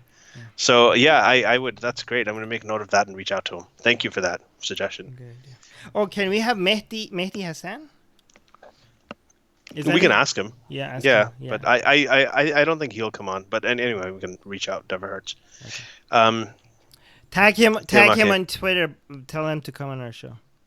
Okay, so Theomaki. Oh, forgot to mention. Finally got the book, The Shia Revival. Oh, okay, great. Ooh, yeah. Yeah, that's a comment. Who said that? We're also Oh, there's also a Casey. couple of comments. I'm trying to go with the questions. Okay. Hi, Casey. I have Bij and Casey out here. Right. James. Okay, so I'm also going to try to get to some of the people who didn't get a chance to ask a question. So I'm going to try to do that. But who as was well. the person that got the Shia Revival? Theomaki. Theomaki. Okay. Okay.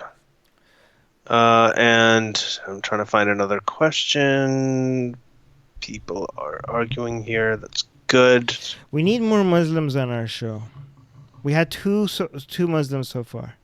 I mean, two Okay, and a, so two and a Imran half. Ali. I don't know if you So can. Imran Ali, email me if you go to my just email secularjihadist@gmail.com or just email me. My email is in my Twitter bio. So check it out if you'd like to. We'd love to talk about this in person. So, so I'm trying to find. There's more comments here. I'm trying to find a question. When a tree falls in a forest and there's one SJW who can hear it, is it a social construct? Fantastic question. Yeah, we saw this. All right. I love these guys. Okay, so Shiraz is asking, what do you think of Imran Khan's new stance on the global blasphemy law? So we touched on that a little bit. Imran Khan's the new prime minister of Pakistan. We touched on how that Geert Wilders cartoon contest. Really, Imran Khan was the only one who's going around he's trying to go around and talk to all different countries, trying to get them to stop criticizing Islam. I don't really think that's going to be very fruitful. Let's do it more. There needs to be a big response to him. There needs to Right. be there needs to Like, be. in all honesty, I am not a fan of burning Qurans or even drawing cartoons. Not because I think it's. Wait, you're not? So we have another disagreement then. Oh no! Let me finish what I'm saying. Okay. So I'm not generally. These are not things I would do in my spare time on a normal day. But when people come around and try to tell me I can't do it, I want to do it more. Right. Right. And that is why people do things. Like when here in Toronto, when there was a cop that told a woman to be careful about what she wears because she might get assaulted. Loads of women came out and they had this thing called the slut walk, and then that happened in a whole bunch of other cities because women were like, okay, yeah, we will wear whatever the fuck we want to, because just because we're wearing quote unquote slutty clothes doesn't mean that gives anybody license to assault us, and so stop blaming us for what we're wearing. And a lot of these women may not have dressed like that normally, but because they wanted to make a point, they made that point. So if you tell me not to do something, it's going to want to make me do it more, and it'll be important to do it more, and it'll be important to normalize it. So Armin has made a video about this on the burning Quran thing, so you guys should check that out if you get a chance. All right, so okay. Do you think we should move on from drawing Muhammad to performing him in Voltaire's play Fanaticism? Yeah, sure. Actually, South Park had a really good episode of Muhammad in the teddy bear suit. Did you see that? Yeah. Yeah. But is Voltaire's play of Muhammad good? I don't know what happens in the play. I have no idea. Yeah. But I actually think that we should just generally, ex-Muslims, there's a lot of talented musicians, a lot of comedians. We've talked about this before on the show. A lot of people who are great writers. We should have Netflix series that are based around this. We should have movies based around this. I mean, we usually go to conferences and we just have speeches. I think we need to get out and do more stand-up comedy, more art. What I'm hoping for is like a movie where Muhammad is neither good or bad. You know what I mean? Like people could watch it, and some people could be like, ooh, why did he do that? But that was good. Like, you know what I mean? Like, it's not like black and white where you could be like a complicated person, just like real life, right? That you can't cheer for him and you can't hate him, but you could see the conflict that is happening. You know, just like good movies and good TV series where good and evil is not so black and white where you have good people and bad people. Exactly. Yeah, something like that. A movie like that about Muhammad would be so fucking interesting. I think there needs to be a biopic on Muhammad Right, that's based on, especially when I saw the Dan Gibson documentary about the Petra thing, and I saw Tom Holland stuff on it, right. and I was like, this would make such an Oh my God, amazing, yeah. if you had a fictional premise. I mean, I was watching that and I was thinking Dan Gibson. I was thinking of Dan Brown, and I was thinking of the Da Vinci Code, and Oh imagine if you yeah, had some sort of a revisionist thing with really really solid historical evidence backing it, right. and it would be fantastic if we did that, and I hope that happens at some point. Or even I'd be very happy to get involved. or even a fictional one where like, Well, I'm talking about a fictional one. I think that would be. right, I think that's more powerful because right, fictional stuff is stuff that I love the stuff that is fictional, but it has a lot of real basis to it. Like Dan Brown, the thing with his book is he's just saying, guys, this is just fiction, but it really upset a lot of the Christian. Sort of the Christian evangelicals because they're like, yeah, but this has real Christian stuff in it. You're messing with this, but he's like, oh yeah, it's fiction, and I love that. I love it when people do that. right, right, right. Um, it's very But like, intelligent. It's very imagine like compelling. you actually have like Gabriel coming down on Muhammad, but everybody looks a little bit like even Gabriel that ends up like not looking very good. Maybe like you could see people's motivations is not pure, right? That would Hmm. be very cool. Like, or Yeah, maybe yeah. like even the devil shows up in the movie as well. The devil is not 100% evil. Like you could sometimes sympathize with the devil, and Because sometimes you could, all these things are their human. yeah, They're human projections. I mean, this is one point that Jordan Peterson has about archetypes. I mean, he's right about that. right. So, of course, you can Yeah, also find them in Mother Goose yeah, fables and yeah. The super. point Yeah, we disagree with Jordan is like you don't really have to believe in these stories for you to be able to take advantage of them. Like, yeah, and he thinks yeah. that the belief part is not very important, but we think that no, that's very important because most people actually think these things are true, and that's the problem. All right, Yeah, let's yeah. go. Yeah. Okay, so Imran Ali again, who's Muslim, is asking why are there no atheists on a falling plane? It's a question that has always How, puzzled me. So how, how I'm many sorry to. fallen planes have you been on, I Imran? know. So Imran, but this is okay. So this is a common question. I think that we should address it seriously, and I'll say it really quick. My point of view. I have an article that I've written. It's online. It's called "Grief Without Belief." So just search Rizvi "Grief Without Belief." It's about how atheists deal with death, and I talk about a whole bunch of reasons why the death doesn't scare me and why it doesn't scare a lot of atheists, and different atheists deal with it in different ways. But here's the thing: there are a lot of atheists on falling planes. If I'm on a falling plane, I've actually I'm a pathologist. I've done a lot of autopsies. I understand what the whole idea of death is. I know that for 13.8 billion years, all these things happened. The dinosaurs came. They discovered oil in Arabia. John F. Kennedy was assassinated.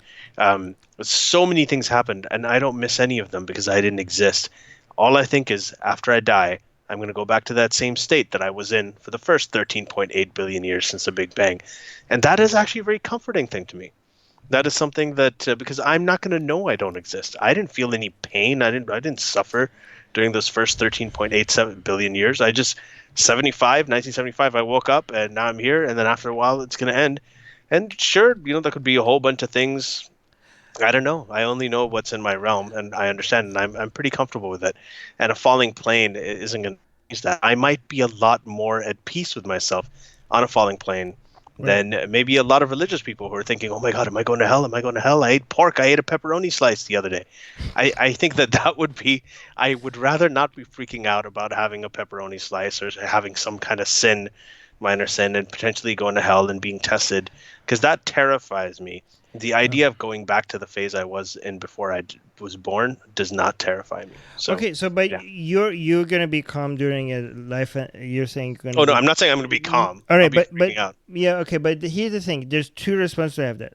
First of all, if there are any atheists that in a very desperate situation they call to God, what does that say? Does that you're basically looking at the person that was being rational, and at a very emotional during a very emotional experience during that at the time that they're fear or they're desperate during a time that they're not thinking logically, they all of a sudden, you know, appeal religion becomes appealing to them. Doesn't that aren't you suggesting that your religion is not based on logic, it's based on emotion? right? So that's what you're suggesting, right? So when somebody is at their least logical moment, there all of a sudden religion becomes appealing to them. So that means that your religion is not, when they're sitting and thinking about it, it doesn't make any sense. When they're emotional, all of a sudden it becomes appealing. So that doesn't say much about religion. But another point is that I really want to see how many, like, do we have like studies of like scientists on fallen planes that they're like, okay, yeah, we're gonna die. How many of you were atheists before we noticed? like, like How many did conversions? while they were falling, like, did they hand out surveys? And before the plane crashed, they sent out the survey results. Like, how many studies of this? Like, how are these people so confident that there are no atheists on fallen planes? And finally, I think the most compelling answer to this, Imran, is that there are people supposing that there was a plane crashing and everybody on there was an atheist, and all of those atheists started praying to God. Some of them started praying to Zeus. Others prayed to, Thor. Others prayed to Allah. Some prayed to Yahweh, Jesus. Everybody. Doesn't mean any of these things are true. It doesn't prove the existence of them. If we're dying and we lose our shit essentially, and we start calling out to unseen supernatural beings for help, that doesn't. If I'm praying to Santa Claus, Santa Claus, please help me, I'm about to crash, at some point in history, that does not make Santa Claus real, right? So in that way, it's a flawed argument. It's a flawed question. When a Muslim dies, arrives in heaven, and meets 70 virgins, where do those virgins' souls come from? They don't have souls because they're women. Oh shit! No, I'm saying that as from the Islamic point of view. I'm kidding. That's not. That's I not. don't know. Wait, what was the Yeah, question again? I want to answer it. when a Muslim, be really quick. It's 11:39. Okay. When a Muslim dies, arrives in heaven, and meets 70 virgins, where do those virgins' souls come from? Oh no, Sweden. they're I think no. Sweden. Okay, okay. I'm gonna give you the correct Islamic answer. They are angels, right? So in Islam, there's three types of It doesn't say the virgins, the Huri are angels but anywhere. that's yeah, but that's a common understanding. They're not other humans, I and don't know they're if it's a common understanding. no, okay. They're only okay. So basically, the logic is there's only in Islam. There is. This is the Oh, really? most yeah. These are angels. There's only three types of self-aware beings in Islam, with jinns, humans, and angels. Jinns are made out of a smokeless fire. Angels are made out of light, and humans are made out of dust, right? And from these three, only two of them have free will: jinns and humans. Angels are like kind of like robots that do whatever God tells them to do, right? So, and angels do not have a judgment day. They do not get judged. They don't even need to be judged because they don't have any free will. Humans and jinns at the day of judgment, they are the two that are going to get judged. And apparently, the more jinns are going to go to hell. Like the ratio of bad jinns to good jinns is more than the ratio of bad humans to good humans, right? But there are going to be good jinns and good humans in heaven, and bad jinns and bad humans in hell. There are many jinns that are Muslim, apparently, but you're not. So the huris that are going to be like your sex slaves, they're not going to be other creatures that were judged, right? Because if you're they're just angels that just are servants of God. They just Anyways, yes, but Okay. yeah. Yeah. All right. So, moving on. So Christy is saying, so this is a comment, but it's interesting. Well, I'm honest and I'm saying that I'm an agnostic atheist. Almost every non-believer I know are also agnostic atheists. Maybe look this term up. Knowledge is powerful. Christy, I think that's a great comment. I also am an agnostic atheist. Agnostic refers to whether you know there's a God or not. Atheist is about whether you believe there's a God or not. I'm an agnostic. I don't know for a fact. I don't know anything. If I'm a rationalist, I can't say that I know anything with Well, certainty. But I am an atheist when it comes to religion overall. I think that it's extremely, extremely unlikely that there's a God. So I don't necessarily believe. I'm a gnostic. I'm an agnostic atheist towards God, most God. I mean, a deistic God. but I'm a Gnostic atheist towards gods that have self-contradictory definitions. Right. Oh yeah, I So agree with you. it depends Especially on the your gods of religions. yeah. So the God of the Bible and the God of Islam, I think I could be a Gnostic atheist towards those gods, but a deistic God, I'm an agnostic atheist towards that God. There you go. Yeah. Yeah, I'm totally in line with that. Right. Da, da, da, da, da, da, da. More questions. So, okay, a lot of these questions are for Somebody Imran. asked about Imran, hang in Mutta. there and welcome to the Lion's Den. I know that you're being, but this is good. Thank you for coming in here and taking in all these questions.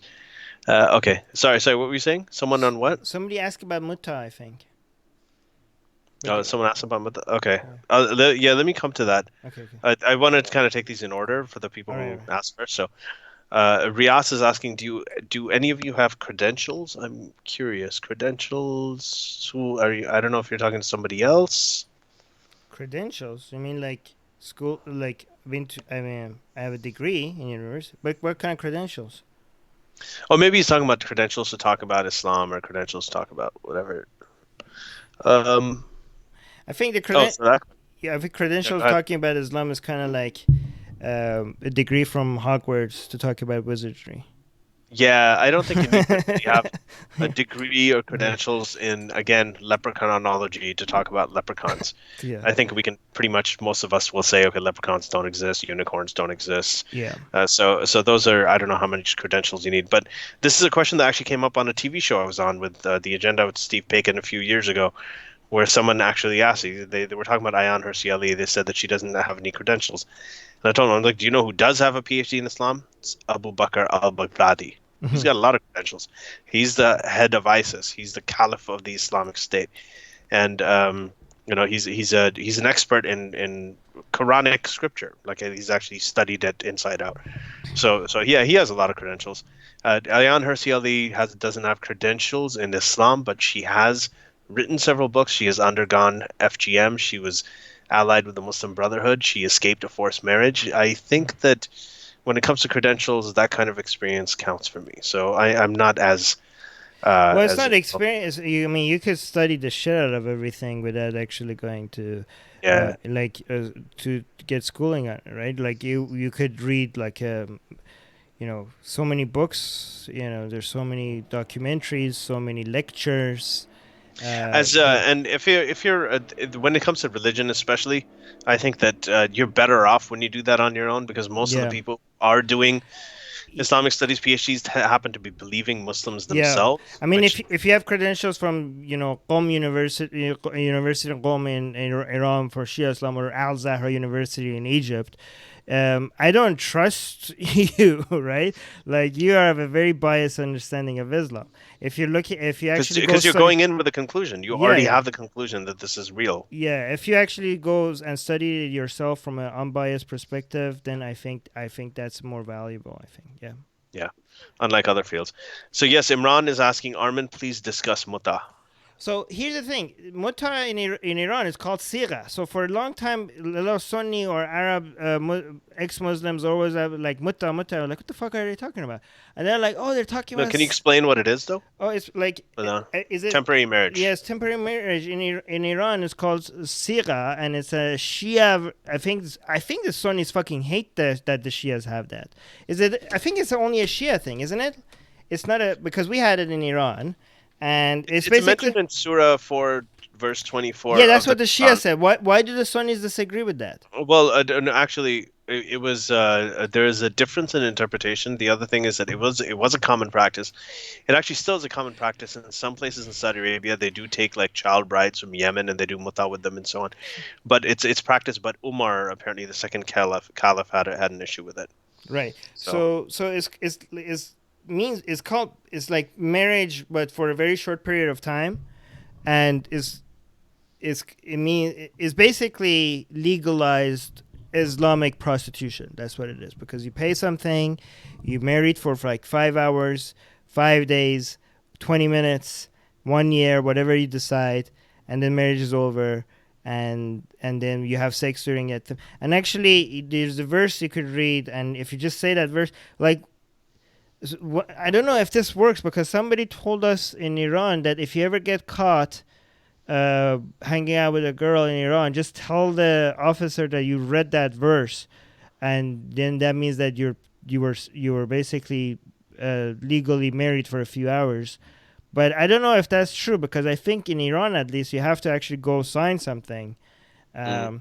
But a lot of religious people just go. I mean, have sex with. There's a lot of sex workers in Iran, legal sex workers in Iran, and you just read a bunch of Quranic verses, and then you got somebody to sign a paper, Hmm. and it's all good. And I've been told that the Sunnis hate that about Shia. One of the many things that Sunnis hate about Shias, that they managed to get prostitution Islamic somehow. Um, So yeah, go on. yeah, so here's I'm just going to read out because this is a very relevant topic to the podcast. The verse, Surah 4:24.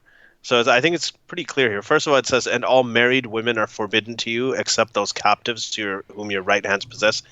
So they're talking about slaves. They're saying that you can't get married to married women unless they're your slaves or captives from war. Unless you capture them. So this was one of the verses that shocked me when I became an atheist, and somebody showed it to me, because it says like you can't have sex. You are not allowed to have sex with married women. I was like, of course, except like I was like, what the fuck?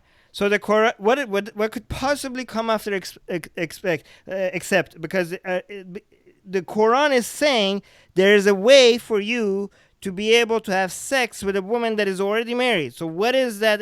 What is that scenario that's allowed? If And then she's that makes, captive. if you capture her in war against the enemies of God, then what? I was like, what the Even if she's fuck? married, and If this she's married, yeah. this Imran, by the way, if you're listening, this is about if you look at the historical context of this, Right. it makes it a lot worse than it sounds even here. Yeah. Anyway, so moving on to the Mutta thing, it is a decree of Allah for you. That's a decree of Allah. Now, lawful unto you are all beyond those mentioned, so that you seek them with your wealth in honest wedlock, not debauchery. So, this is apparently where they're talking about Mutta. Um, as long as you seek them with your wealth, that means that there's a thing called the hak mahar that's paid to the wife, and if there is a dissolution of the marriage, then the wife takes the money and so on. So that's what they're talking about. So don't just have sex with them. If you're going to have a marriage, a temporary contract, then make sure you do it with a marriage contract.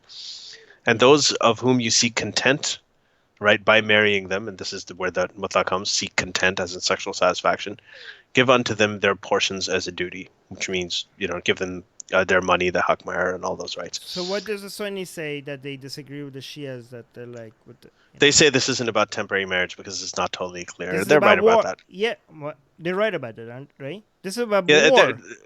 no, no, no. They're right about the fact that it's not very clear.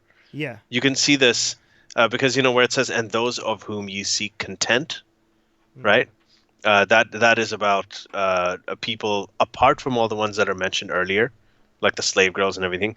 Those from whom you seek content, which means that just having sex with them, but in parentheses it also says by marrying them, which means that you have to marry them, even if it's for that's where the temporary marriage comes in. Right, right, That right. you can't just have sex with them; you have to marry them for a temporary period, and then give unto them their portions as a duty. That's the interpretation for the Right. Shias. It's Anyway. forced marriage, by the way. It's not like Yeah, they have and a say. and then the important part, and there is no sin for you in what you do by mutual agreement after the duty has been done, right? So that's where the temporary part also comes in. All right. Anyway, so yeah, let's move back to the thread. Um, oh shit. Okay, it's freezing on me. All right, it took me to the end again. So guys, sorry, we have about 10 more minutes left, and we're not really going to be able to get to everybody's questions, and I'm really sorry about that. But we're going to try to get to as many as we can right now All right. in the last 10 minutes. Okay. It's short answers. Short answers. Yeah, yeah. So I'm going to skip the comments. Why can't Muslims figure out that without Judaism, their religion would have never existed? I think a lot of Muslims do. Actually, no, they don't. They No, think no. Muslims think that Judaism was Is Islam Islam? Yeah, and it was Adam changed. was. Yeah. Muslims think Everybody. Moses was Muslim. Jesus was Muslim. Adam and Eve were Muslims. Noah was Muslim.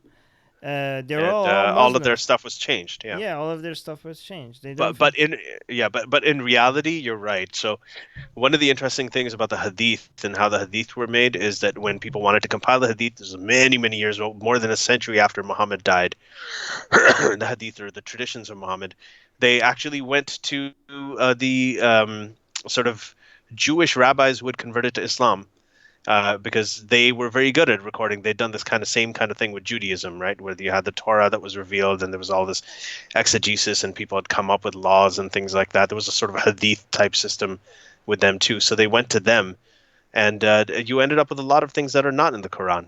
Right? There were Zoroastrian people converted. They pray 5 times a day. The Quran only says pray three times a day, but we got 5 times. Stoning for adultery in the Quran, it says fornication, you're supposed to whip them. The stoning, the verses were apparently eaten by a goat. Those hadiths about the eaten by a goat and bringing the stoning punishment, they came from that area too. So there's a lot You of said influence of short answers. Yeah, right. yeah. Lasting circumcision is not in the Quran either, male or female, and it is in Judaism, the male one. Yeah. So a lot of the stuff came from there. Islam is a Jewish conspiracy. That's all I'm saying. Okay.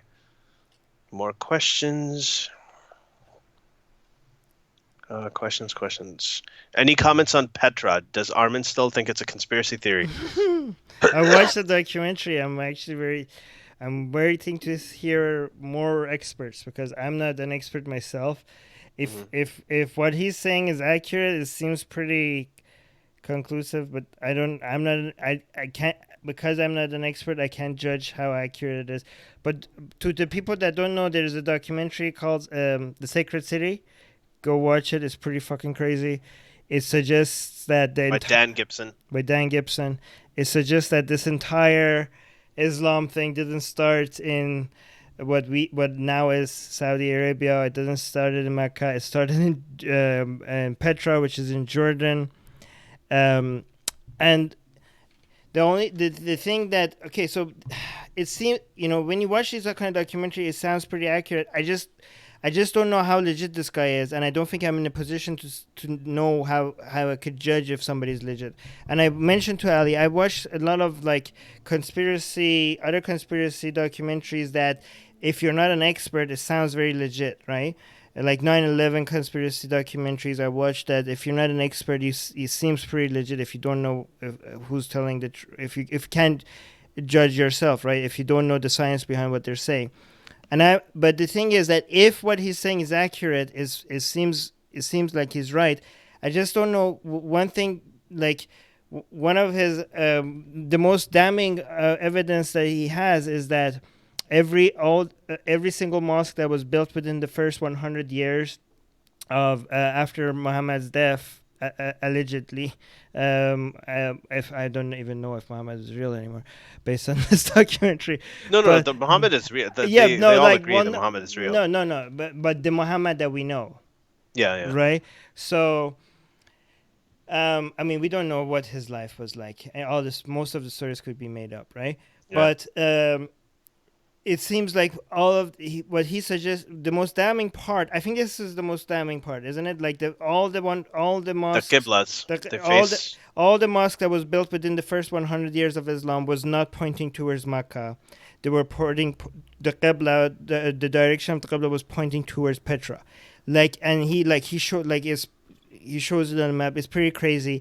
But the thing From the is, west, from the east, from the so south. what I want to know is, first of all, how accurate were they at that time? Were they just trying to point, were they building these mosques, and when they were building the Qibla direction, were they actually trying to be accurate, or they were like, yeah, I guess it's in this direction? Like, they weren't really trying to hit Mecca directly, right?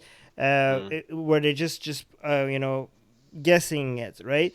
Or were they actually that accurate? Or and if they were, how, and if you're trying to, as sometimes scientists are a little bit biased to prove something, they might fudge, maybe without knowing, because they're so eager to show something, they might play with the numbers a little bit. I don't know. I'm not saying he's doing that. I'm just saying that I need to see more. First of all, I don't know how credible he is. Um, he might be very credible. And I want more credible people to come and look at this and be like, yes, he has a point. And Mm, the other people that are credible to say that he has a point, I need to know how I can tell if they're credible as well. But mm. again, if what he's saying is accurate, then it is very damning. It is, and I don't know what to make of it. But if it's if it's true, it's mind-boggling. Like this Yeah. is like, So yeah, I think so. I know that I read up a lot about this. So first of all, there are many other Islamic scholars over the last 40 years, and I've named some of them before here. And Tom Holland's book also says the same thing. Even though they don't overtly mention Petra, they say that the original Qibla was in the direction of the Negev desert, which is where the Nabateans were. Petra is, where they worship the three but idols that are this mentioned is in that. guys. Like, you go watch this documentary. It's called The Secret City. If this is true, this is huge. Okay, like that means that everything even the non-Muslim scholar people study, the people that study Islam, everything we think about Islam started completely somewhere else. Everything is different than what we thought. All the stories we know about Muhammad, Aisha, Hassan, Hussein, They Ali, come under doubt. Yeah. they all happen somewhere completely out. This is. I mean, this is crazy. Yeah, the whole thing's pretty. So we're gonna try to get. I did reach out to Dan Gibson, and I had a Right. couple exchanges with him via email, and we're gonna try to get him on the podcast. I haven't confirmed it, so I can't really say anything right now. But let's see if we can. Either way, I think that we should have an episode on this. I'm also gonna reach out to a couple of other people who have been talking about this over the last several years. So it's not a new thing. This is something that is we definitely have to look into, and it's actually completely fascinating. So anyway, Jim is asking more to how did come. it change after 100 years? Well, there was the second civil war between Muslims. Apparently, the person that was in charge of Petra decided to stole the stone. Go watch the documentary. Yeah. Sacred City explains it there. If it's true, it's amazing. B just saying, by the way, Ali, you need a neck massage apparently. Oh So yeah, I need yeah, a major neck massage. I'm also sick, and I've got like major. Yeah, I yeah. do. I know. I look like I have ticks. I mean ticks as in TICS, not TICKS. Guys, if this whole Petra thing, if this is true, right? This is kind of like saying like, you know, Jesus' story happened in, I don't know where. Like this whole like Jesus. Okay, like it's as if saying, first of all, Jesus was a real person, but it all started in, I don't know, Petra. Another city. Yeah. Yeah, in a different, like it Sorry, was I mean, it's not Jesus. that. I mean, Petra's right between Medina and Palestine. It's No, just dude, north of Medina. that's so. I mean, that means But the it Mecca throws was not water on the record. That's what it does. It for throws. you. For us that are atheists, it might not seem significant. But I'm putting myself as a Muslim. Like that means the whole Hajj is a lie. That means every single Muslim is praying towards the wrong direction. That means that all the Muslims that are going to Mecca every single year, they're going to the wrong city.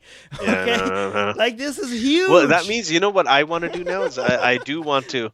I told Lishba I was like we should go to Petra and then we can say yes we did go to the birthplace of the Prophet and we went there as atheists and it was perfectly. Anyway, so Prex is saying has the name of your podcast ever gotten you into trouble because of the jihadist part?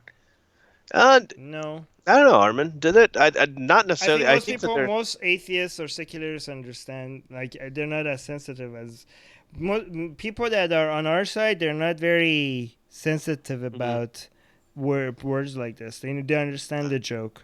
I guess. I mean, Yeah, I think that there are probably some guests who'd be like, okay, I don't want to appear on it because of the name, but apart from that, I no, don't I think don't it's think so far. so. Yeah, I don't. I think people when you have the thing is anybody that might think what jihadist when you have secular there, they must understand that. Oh, okay. Yeah, yeah, yeah. Like Okay, if you're confused by that, then I don't know. Maybe there's something wrong with you, okay. right? Let's Yeah. see if we can get through all these. James, would you have Tommy Robinson on your show? I say Yes. yes. Armin says Yes. yes too. Yeah. Okay. Definitely. Yeah. Um. But yeah, but he's too famous. He's hard to get a hold of now. He's very popular. Yeah. He also. I think that he had.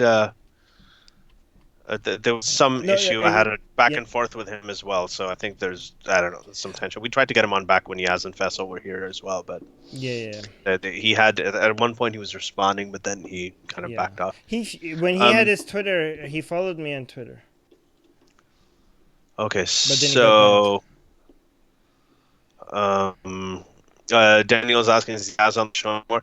No, she's not on the show. She's busy working on her book and touring the world and really kicking ass all over the place. But yeah, anytime she wants to come back and she wants to hang out with us, we'd love to have her back. Uh, Armin, I guess for you too here. Mars is asking, got here late, but did you guys get unblocked on PayPal? Yes, we did. Yes, thank you. Would you consider setting up a PayPal just in case? I W- think that's We have. It's on our pretty. website.